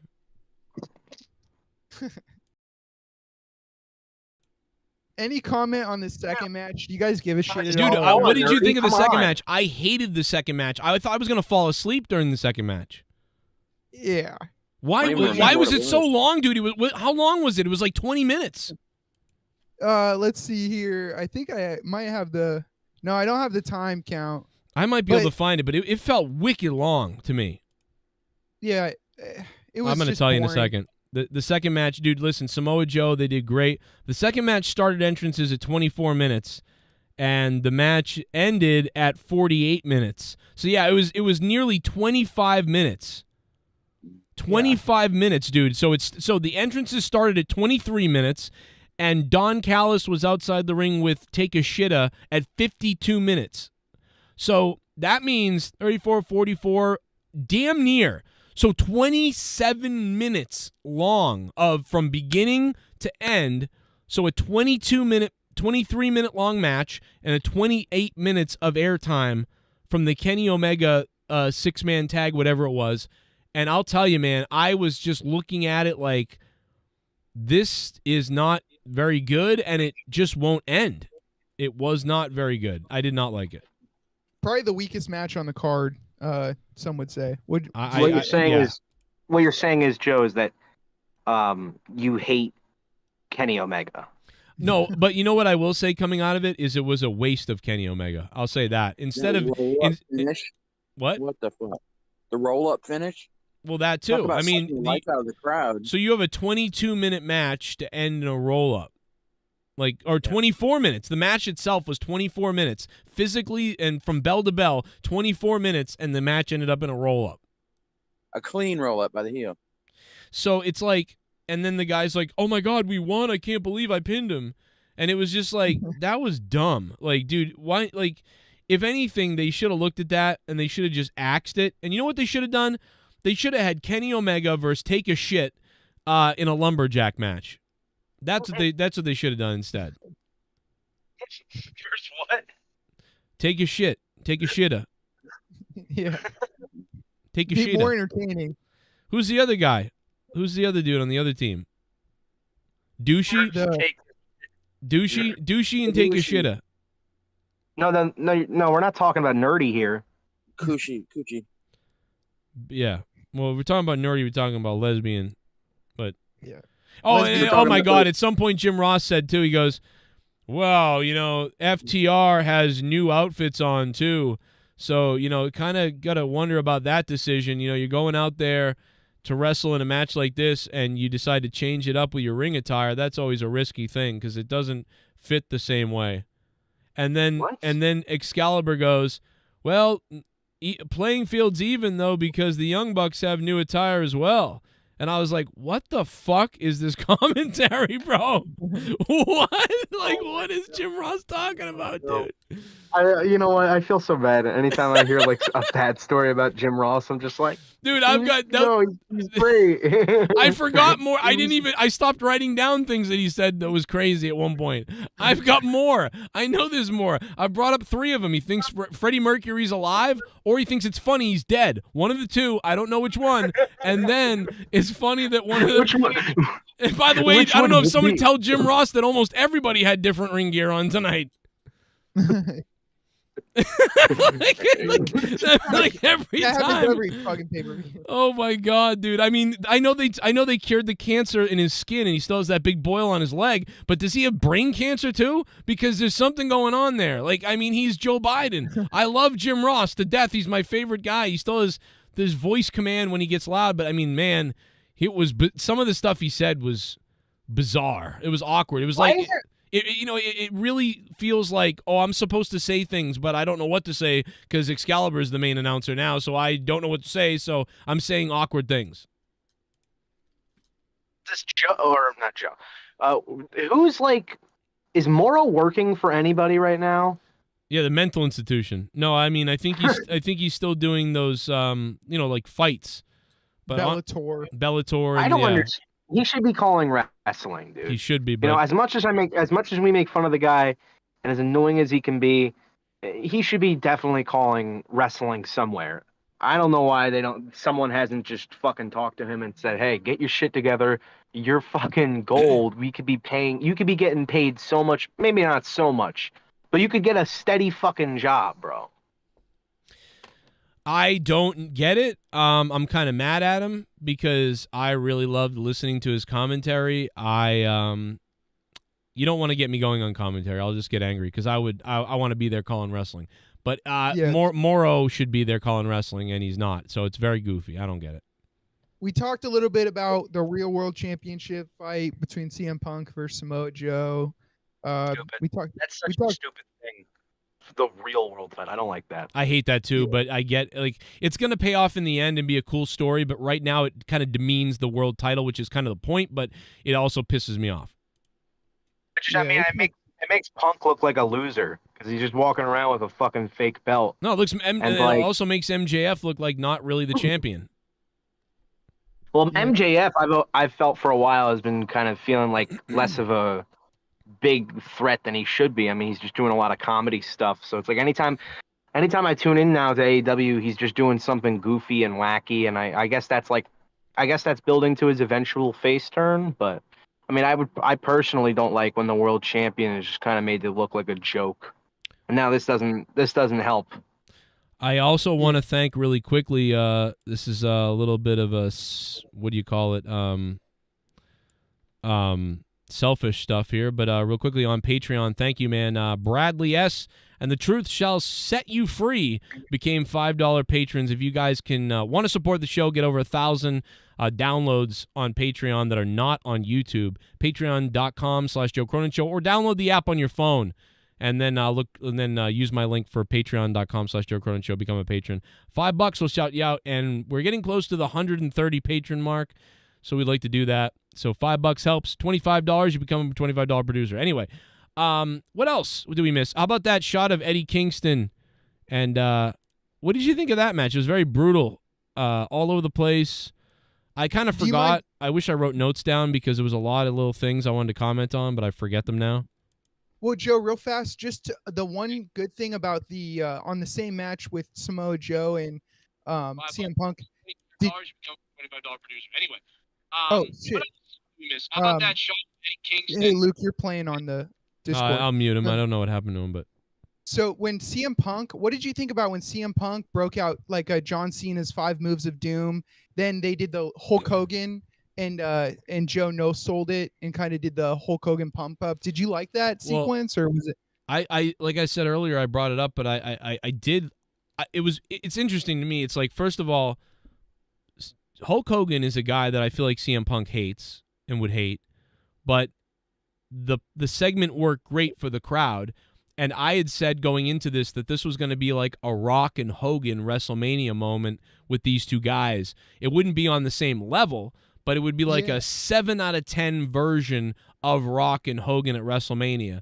And it kind of was. It was almost as much as I expected. Not quite, but close. But then they went and did Hulk Hogan and the John Cena out there. And it was weird because Punk was doing Cena and Hulk Hogan, but then Samoa Joe became Hulk Hogan.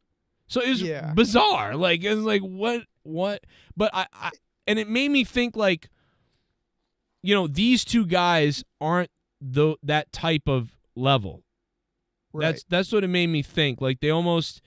So I like it, and I liked it, and I got a kick out of it, and I really liked the match, and I liked what they did, and the audience was amazing.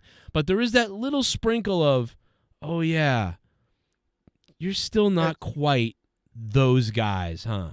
You know, you're not those guys. Like a cosplay moment to you, like, oh, this is a good tribute, kind of, but let's get back serious. It was. I think the problem was Samoa Joe acting like Hogan was weird because it was like he just did Hogan's move on you, and now you're imitating Hogan. Like, it was kind of weird.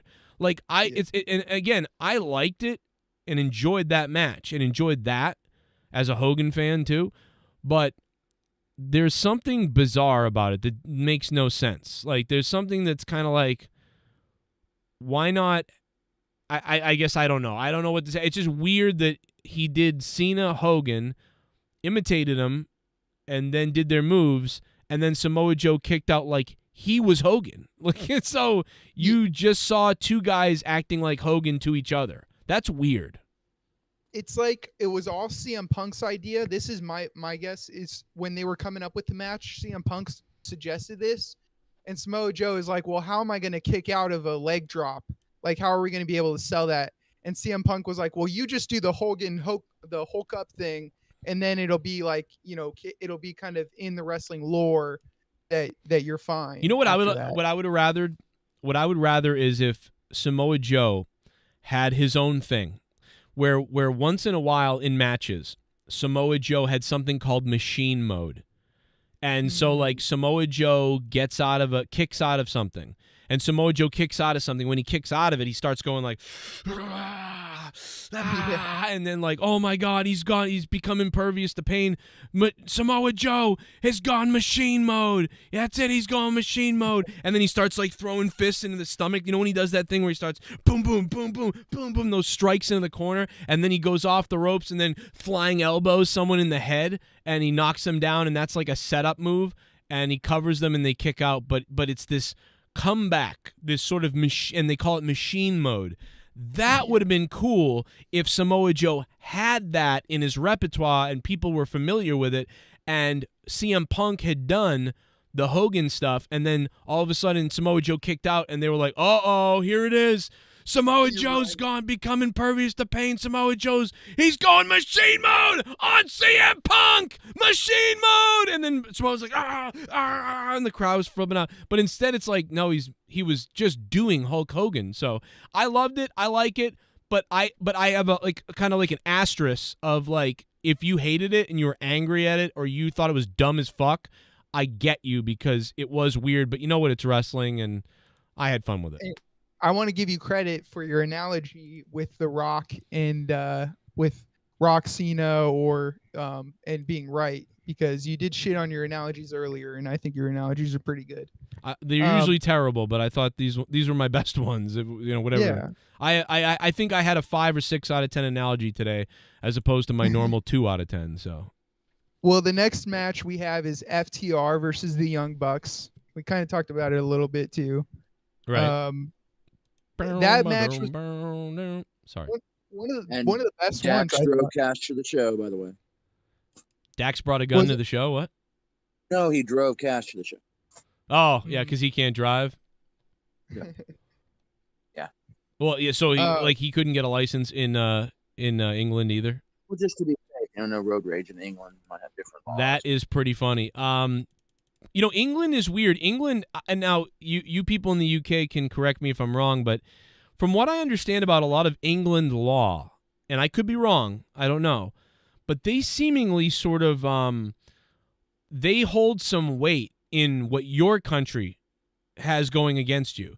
So, like, what I mean is, if you do something in America and you're in trouble for it and you're supposed to not really be doing it, they kind of factor that in England. In a way, they almost like allow your law of your area to sort of be a part of what you could be in trouble for in theirs. But I don't know if that's 100% true. It's almost like, I think with marijuana, if I'm not mistaken, if you were to do marijuana in America as a British citizen, I believe you can be in trouble potentially in England. But if you are an American, and tell me if I'm wrong, I could be wrong, I don't know the law, and I'm not looking it up, so you tell me in the chat. If you're an American and you smoke weed, though, that's okay, because you're in America, it might be legal. And in England, it's different. Someone tell me if that's wrong. This is a vague thing I'm throwing out there with British law, but I feel like they factor in like, oh, you thought this was legal, so even though you broke our law, you thought it was legal, so we're going to go lenient on you. But if you are a British citizen and you commit a crime in America, you could be in trouble in England as well for that. Someone clear that up with me. I could be wrong, but I don't think it's that harsh. But I just think there's a little bit of a factor in there, but which sounds logical to me in a way. But I could be wrong. Yeah. It makes pretty good sense. Someone in the chat from England will tell me in a minute. They'll be like, Joe, no, you're fucking retarded, or like, I don't know. Yeah. Epstein's over there. I swear pedophilia was legal on my island. Like, yeah, no, you can't do that. Like that, you're being in trouble. Well, the prince, whatever. I guess, wasn't he kind of involved? Yeah, good point. Hey, the prince. So FTR beats the Young Bucks and retains. This match is always cool because, this has been building ever since FTR would wear the no flips, just fist shirts. Right. Oh, gosh, even back in NXT, I think they were wearing those. So I always love these matches. Gets an A for me. I didn't think that anybody could out super kick the Usos, but the Young Bucks managed to do that. So yeah, they really gave you the heads up about that too at the beginning with that entrance. They were like, I was like, oh boy, here comes the super kicks. Great. True. After that, we get the Stadium Stampede. This one I kind of checked out of. Really? Yeah. I got to tell you, man, I loved the Loved MJ. Okay, I love CM Punk and Samoa Joe, and I liked the Young Bucks versus FTR, and I liked the Stadium Stampede. Now, the Stadium Stampede was brutal, violent, over the top, kind of just weird violence, but it was entertaining. So I thought those were the big three right there. And there were other good matches too, but I did enjoy it. So I'll have to go back and watch it. I didn't give it. I was making food and stuff. I was distracted, so that's my fault. What were some? Sorry if you mentioned it. It was just brutal, and I forgot a lot of stuff too. And I was actually making food as well. But things that stuck out to me is, first of all, I missed a bunch of stuff. Like I said, there were some things that I probably need to go back and watch. But there were one of the things that stuck out to me was when Moxley got those porcupines stuck in his head. I mean, that was crazy. There was skewers. Yeah, the skewers. He got skewers. They put kebabs into him. People went through barricades. People went through tables. Penta came out and they went to do a move off the ladder and the ladder broke on them. And then I think it was Santana maybe. And then Penta climbed up the broken ladder anyway, and somehow dangerously on a broken ladder that was breaking as they were trying to do this move after it broke already, they did a power bomb through the table, and Santana, my God, bro, the table broke about, I want to say, the first table broke in half, but the second table broke like 60% of the way, and Santana's head bashed the wood on the table, and I wouldn't be surprised if he has a concussion. It was just rough because what happened was Penta rushed it because the ladder legit broke. They needed another one, and they didn't have one. So he just climbed up a broken ladder, kind of, and as it was sideways falling and collapsing on itself, quickly did like the flip over power bomb thing, and it was rushed. So I don't think Santana protected himself the right way, and he just took his head off the table. It was awful. I'm gonna go back and watch that match then, because that does sound crazy. And there was more. There was a lot of stabbing, a lot of bleeding, and Trent's mom showed up with cookies. I think it was chaotic enough that it held my attention, and it was kind of fun. Some people went through tables, barbed wire stuff, a lot of bleeding. Everybody was bleeding. I thought it was just as good as probably the War Games match that happened. Is this the Terry Funk match that they should have had on SmackDown? Yes, that's all I could think. It's exactly what I thought. Was like, now this is a Terry Funk match happening right now.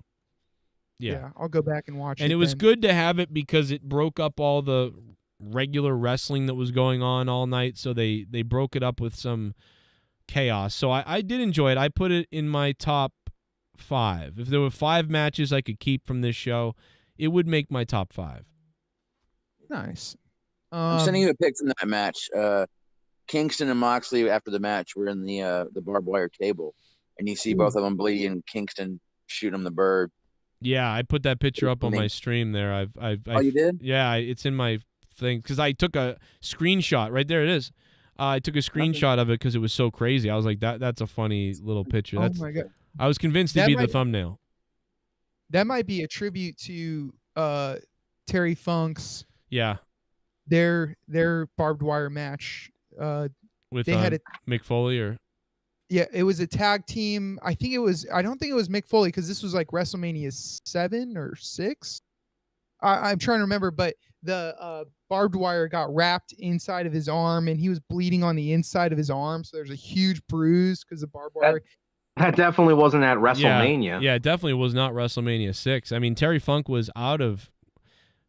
wrestled once at WrestleMania, and that was one of the first 3, right? He was at WrestleMania 2 or something.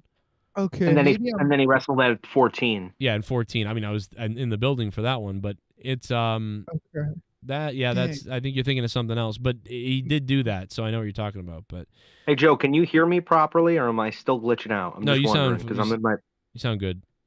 You're good. The reason why I fuck up a lot when I'm calling in is not because of my phone. It's because of my reception I get in the basement and some areas of my house. So yeah, it's not my phone. I don't have an Obama phone. Okay, well, just don't stutter and you'll be all right.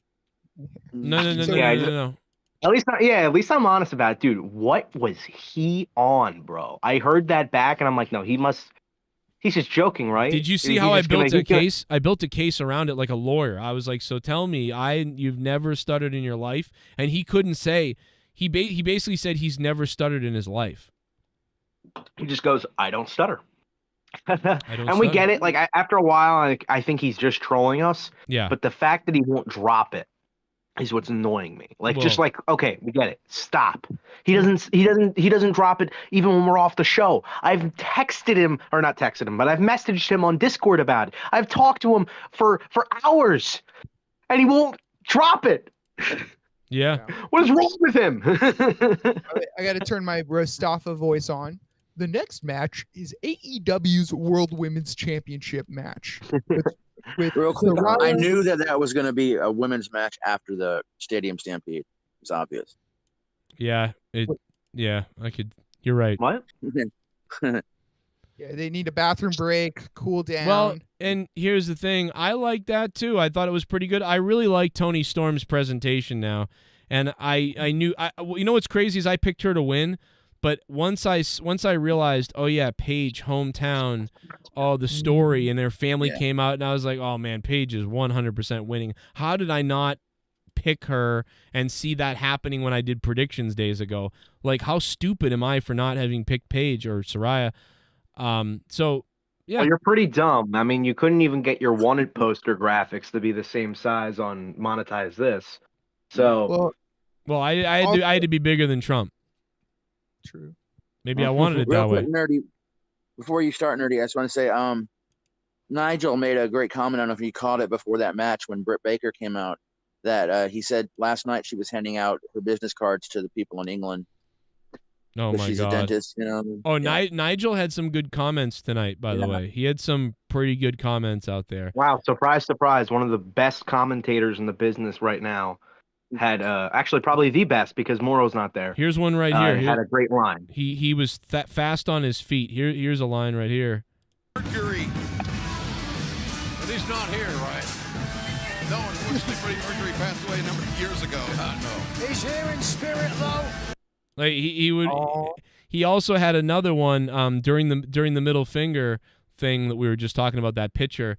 He said he's telling him he's number one.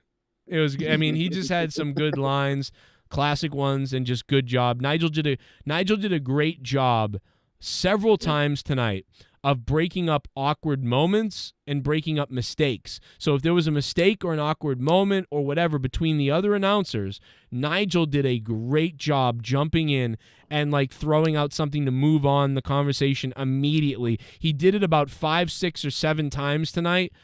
Enough can't be said about Nigel. And to be honest, as much as, you know, I always talk about Excalibur's not my favorite person in the world as far as wrestling commentary, Excalibur did a great job, and Nigel did a really good job. And Tony Schiavone, once in a while, had some little things. And Taz had a couple of things, too, that were all right, that made me chuckle. Fuck, how many commentators do this fucking AEW have? Well, you know, it's a long show. I think they've realized that, man, you put 2 guys on a 5-hour show, they're losing their voice, you know? And so they I get that. It'd be funny if they were all on the same table together. They might have been. I don't even know. Well, their table had a steel beam in the middle of it, according to them tonight, so I thought that was funny.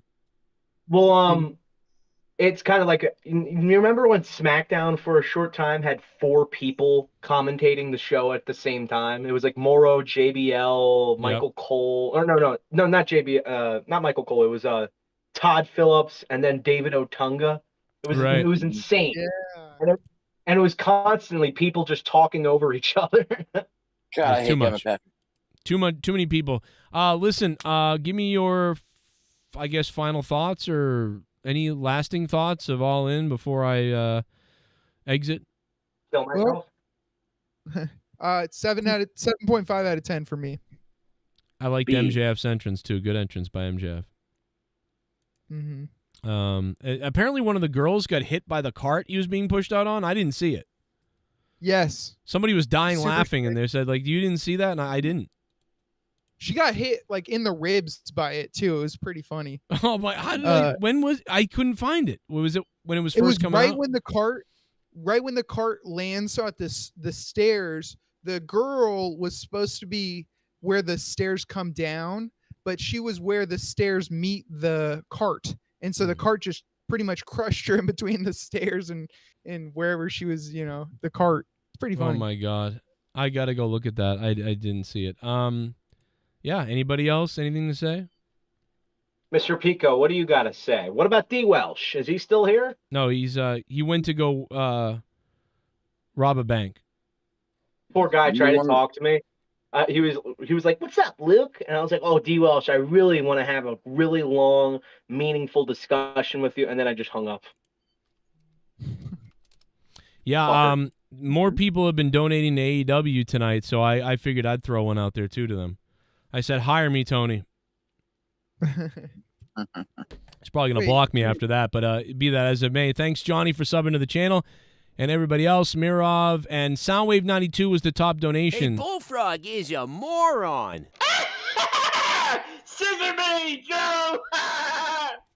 Yo, Joe, we all know that your type is Riho and Nyla Rose. Oh, well, maybe Rio's kind of, you know, maybe Rio, but she's gotta be on top. I don't know. Her name is Rio. I don't think my wife really looks like either one of them, so I'm not sure about that. Yeah, you're a Sasha girl. You're a Sasha girl. Yeah, I'm a Bro, Sasha guy. Sasha Bliss.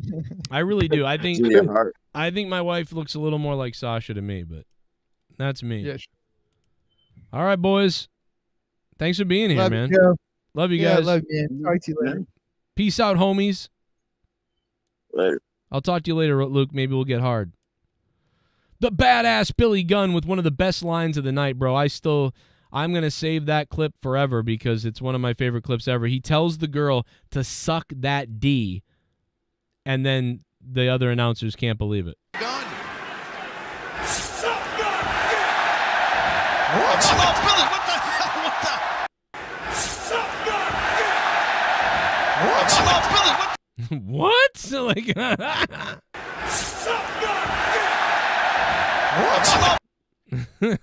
that is one of the best clips ever, man.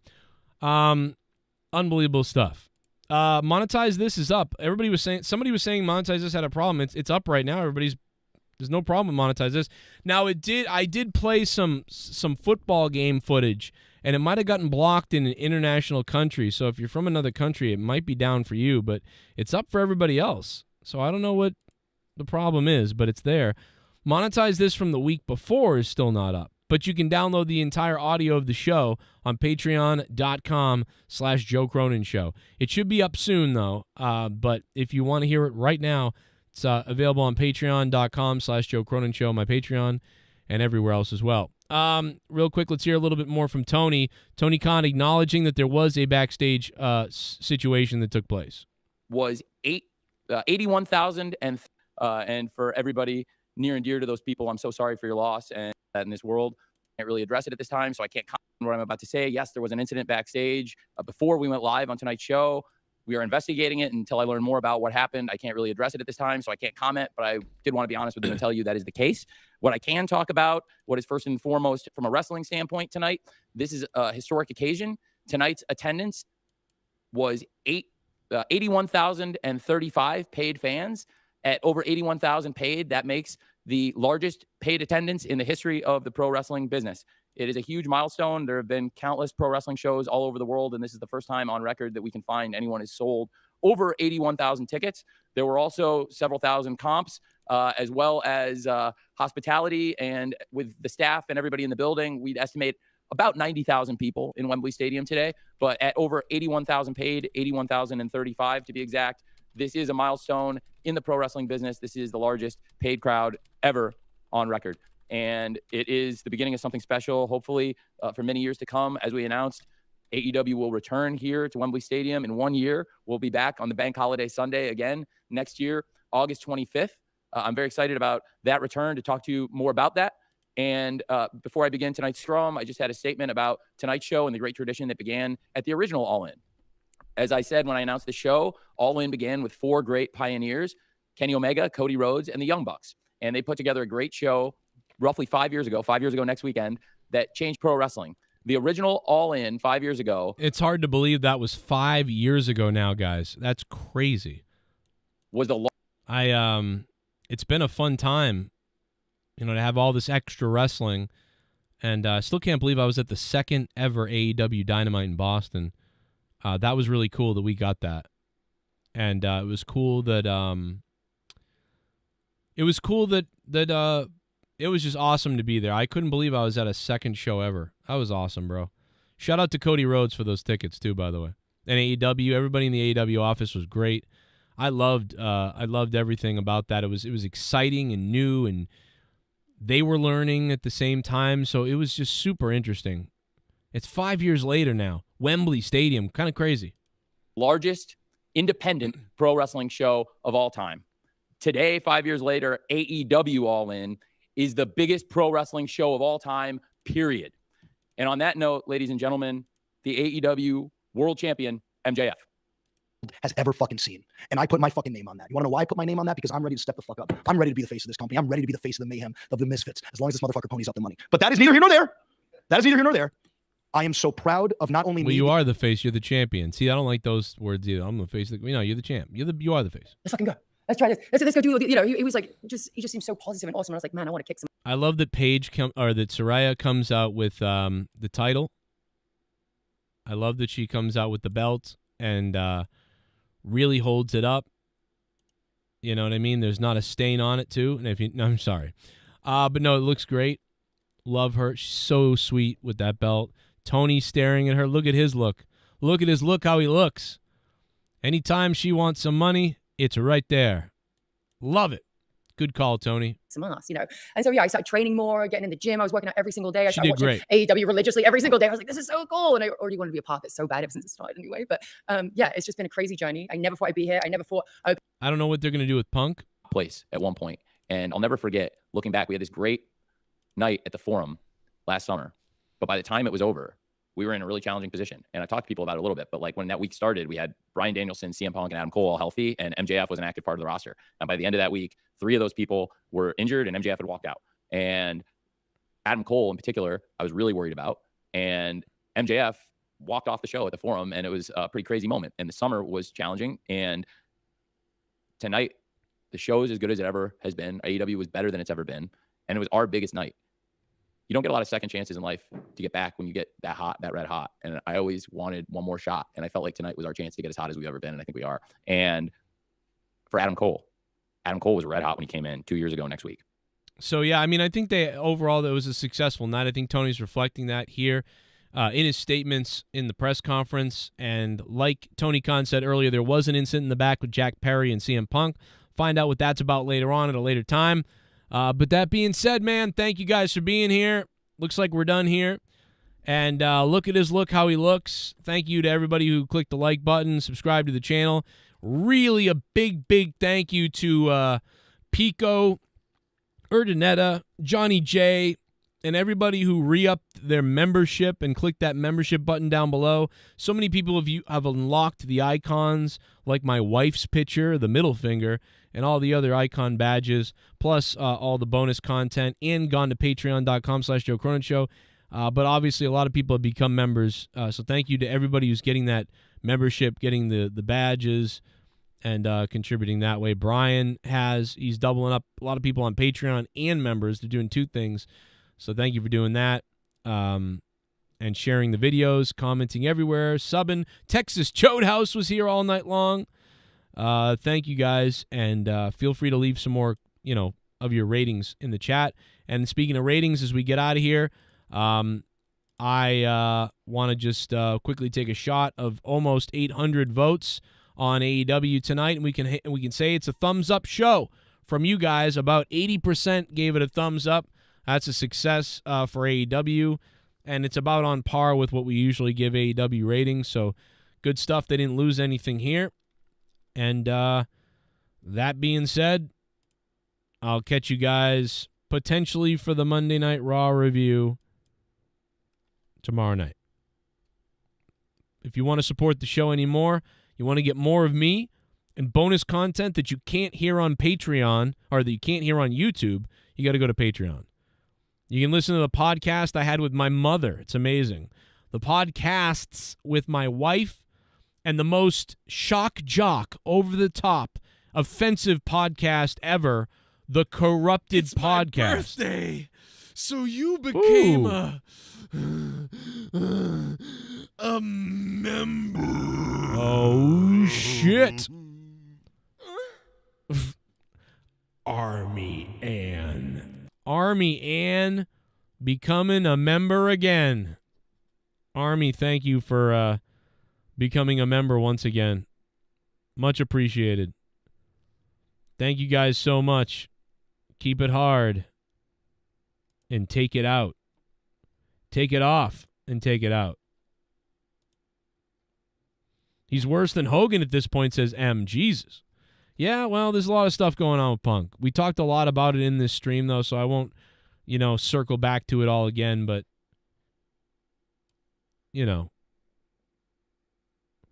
Brand new $15 donation. Take a look around, Hillary.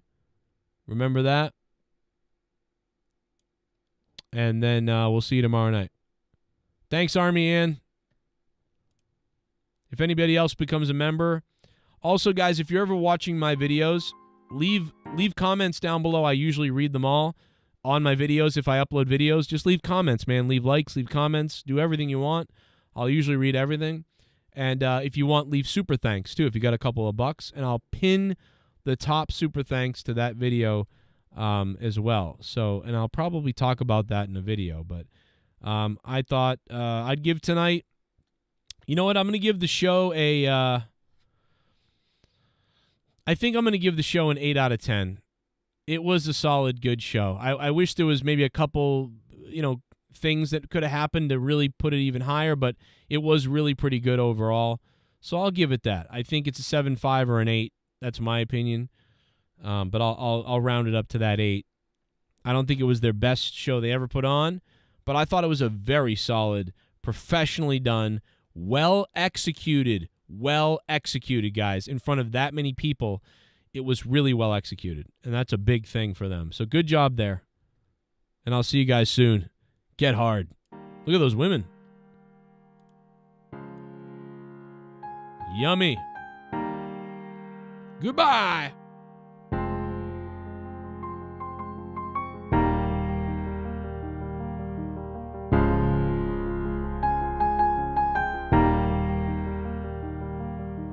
Too many guns and too much fun has polluted the brains of everyone. Seems like we're insane, fixated by pain, spiraling the drain. Fires everywhere, praying for rain. Crackheads on the street, no shoes on their feet. No money to feed, but more bullets to bleed. And mud donors murdering me. They forced it on me because of COVID-19. Inflation go up because of the greed. It's easy to see, they pit you versus me. So we're blind to see this whole place is disease. Cause they wanna create a new master breed. If Noah's Ark was today, they would all sail away. We've been betrayed, we don't realize we have been played. We are the slaves, they're feeding us drugs to make us stupid and crazed. It must be mental illness within us. We're sinners. There must be mental illness within us. We're sinners.